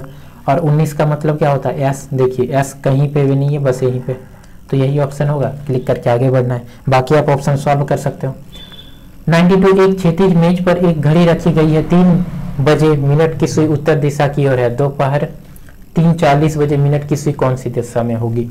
देखिए एक घड़ी आप अगर लीजिएगा ना, ठीक है, तो 3 बजे, यहाँ पे 3 बजे है, उत्तर है, तो 30 मिनट तो यहाँ होता है, 40 मिनट यहाँ होता है। तो दक्षिण से, ये पूरब है, ये पश्चिम है, ठीक है, ये उत्तर है, ये दक्षिण है, तो यहाँ से 60 डिग्री तक जाएगा ये, ठीक है। तो दक्षिण के 60 पश्चिम में होगा, इसका सही आंसर हो जाएगा। क्लॉक का क्वेश्चन है, क्लॉक पढ़ना पड़ेगा आप लोग को अगर नहीं आता है तो, और नहीं तो ऐसे भी देख कर आप इस क्वेश्चन को निकाल सकते थे। यदि पाइप देखिए पी का कितना होता है, पी का 16 होता है, आई का 9 होता है, पी का 16 और ई का 5 होता है, सेम नंबर डिजिट में लिख दिया गया है। तो एस का क्या होगा, एन का क्या होगा, पूछा क्या है अंतिम अक्षर एन का 14 होता है, 4 हो जाएगा आंसर। चलिए आगे, the ratio of the mass of hydrogen of the mass of oxygen in always. देखिए द रेशियो हाइड्रोजन और ऑक्सीजन का मास H2 अगर आप लीजिएगा तो क्या होता है, ये 2 होता है और ये कितना होता है, 16 होता है। इसको रेशियो में 1 और 8 में बदला जा सकता है, 1 और 8 हमेशा इसी तरह रहता है जल का अणु। पावर लूम क्षेत्र को बढ़ावा देने के लिए किस केंद्रीय मंत्री ने पावर टैक्स इंडिया स्कीम की शुरुआत की थी, स्मृति ईरानी ने। स्मृति ईरानी ने इसका शुरुआत किया था। करंट अफेयर का क्वेश्चन है, लगभग 8 से 10 करंट अफेयर पूछा गया, ज़्यादा होगा कम नहीं, करंट अफेयर पे ध्यान देना। इस क्वेश्चन को देखिए 96 नंबर क्वेश्चन को देखिए, ये जो है त्रिभुज पहले इस बॉक्स में है, फिर इस बॉक्स में आ गया, फिर इस बॉक्स में आ गया, अब आएगा तो इस बॉक्स में आएगा। तो इस बॉक्स में त्रिभुज किस में है, सभी में, मगर ये नीचे की ओर इशारा कर रहा है एंगल, इसका तीर का निशान। अब ये राइट साइड पे है, अब ये ऊपर है, मतलब कि इस तरह से घूम रहा है। तो अब क्या होगा, अब तीर का निशान इस तरह होगा। तो इस तरह तीर का निशान किस में है, इसमें नहीं है, इसमें नहीं है, इन दोनों में। अब इन दोनों में जानना है, देखिए इन दोनों में आप नोटिस कीजिएगा, तीर का निशान तो हमें मिल गया, प्लस का निशान को ले लेते हैं। ये 2 गो प्लस माइनस है, इसमें 1 गो आया ऊपर वाला बॉक्स में, इसमें फिर तीसरा बॉक्स में 2 गो आ गया। अब इसका मतलब इस बॉक्स में आएगा और 1 गो आएगा, इस बॉक्स में 2 गो है, ये नहीं होगा, तो ये आंसर हो जाएगा। चलिए 97 नंबर क्वेश्चन देखते हैं। निम्नलिखित श्रृंखला में प्रश्न चिन्ह में कौन सा विकल्प प्रतिस्थापित करेगा। देखिए ये क्वेश्चन यहाँ पे क्या आएगा, अब सिमिलर इसमें क्या दिख रहा है, आप देखिए ये तो होगा नहीं, ये भी नहीं होगा, ये भी नहीं होगा, ठीक है, यही दिख रहा है, तो ऑप्शन ही आंसर हो जाएगा। चलिए आगे चलते हैं। A type of a reproduction which a part of a plant body develop into a new individual is called. एक प्लांट है, ठीक है, कोई भी एक प्लांट है मान लेते हैं, उस प्लांट की जड़ से एक और प्लांट बनने जा रहा है और बीच में कभी आके ये यहाँ से टूट जाए, ठीक है, अगर यहाँ से टूट जाता है तो एक नया प्लांट बन जाएगा। तो इसको क्या कहते हैं, इसको वेजिटेशन प्रोपगेशन बोलते हैं, इस बात को याद रखना है। ये क्वेश्चन इंग्लिश में ही पूछा गया, जिसका हिंदी मीडियम में उसको भी इंग्लिश में ही पूछा गया। तो बायोलॉजी के कुछ क्वेश्चन को, बायो के कुछ क्वेश्चन को आपको इंग्लिश में ही पढ़ना पड़ेगा। इस क्वेश्चन में त्रिभुज को देखिए, कितने त्रिभुज है उसको चुनिए, आप काउंट कीजिए, जैसे 1 2 एक बड़ा 3, फिर यहाँ पे ये 4 हो गया, 5 हो गया, ये 6 हो गया, ये 7 हो गया, 8 हो गया, ये एक 9 हो गया, ये 10 हो गया, 11 हो गया, एक पूरा एक 12 हो गया, इसमें 13 14 हो गया, 15 हो गया, 16 हो गया, 17 18 एक पूरा 19 हो गया, 20 21, इसमें 22 हो गया, एक 23 हो गया, उसके बाद इसके साथ 23 24 25 हो गया, और फिर 25 के बाद आप कहाँ पे जाएंगे, यहाँ पे एक 26 हो गया और ये एक 27 हो गया, तो टोटल 27 है। धावन सोडा के एक अणु में पानी के कितने अणु उपस्थित होता है। शुरुआत में कहा था Na2CO3.10H2O, 10 आ गया, क्वेश्चन इसी में पूछ दिया ना, 100 नंबर क्वेश्चन था। इस तरह इस लेक्चर में हमने 100 क्वेश्चन को कंप्लीट किया। आगे आने वाली वीडियो को दूसरा शिफ्ट का क्वेश्चन को हम कवर करेंगे और मैथ के क्वेश्चन को एक्सप्लेन करेंगे, ऑप्शन को भी एक्सप्लेन करेंगे, और न्यूमेरिकल का अगर आप अलग वीडियो चाहते हो तो कमेंट बॉक्स में कमेंट जरूर कीजिएगा। जितने भी न्यूमेरिकल पूछे गए हैं उसको अलग से सेलेक्ट करके मैं अलग से एक वीडियो बना दूंगा, ठीक है। मगर आप अगर चाहते हो तो उसके लिए आप चैनल को सब्सक्राइब कीजिए, लाइक कीजिए, शेयर कीजिए, और अपने दोस्तों को भी बताइए कि करंट अफेयर और बाकी रिलेटेड जानकारी के लिए, बाकी एग्जाम की तैयारी के लिए बेहतर तरीके से करने के लिए और टेस्ट सीरीज के रूप में आप प्रीवियस ईयर क्वेश्चन को सॉल्व करने के लिए इस चैनल को ज्वाइन कर सकते हो। यहाँ से क्वेश्चन को सॉल्व कर सकते हो, एक्सप्लेन हो रहा है सारे ऑप्शन को, और किस तरह से एग्जाम में किया जा सकता है, एग्जाम में किस तरह करना चाहिए वो भी बताया जा रहा है। तो अभी तक के लिए इतना ही, मिलते हैं अगले वीडियो में, तब तक के लिए अलविदा, धन्यवाद।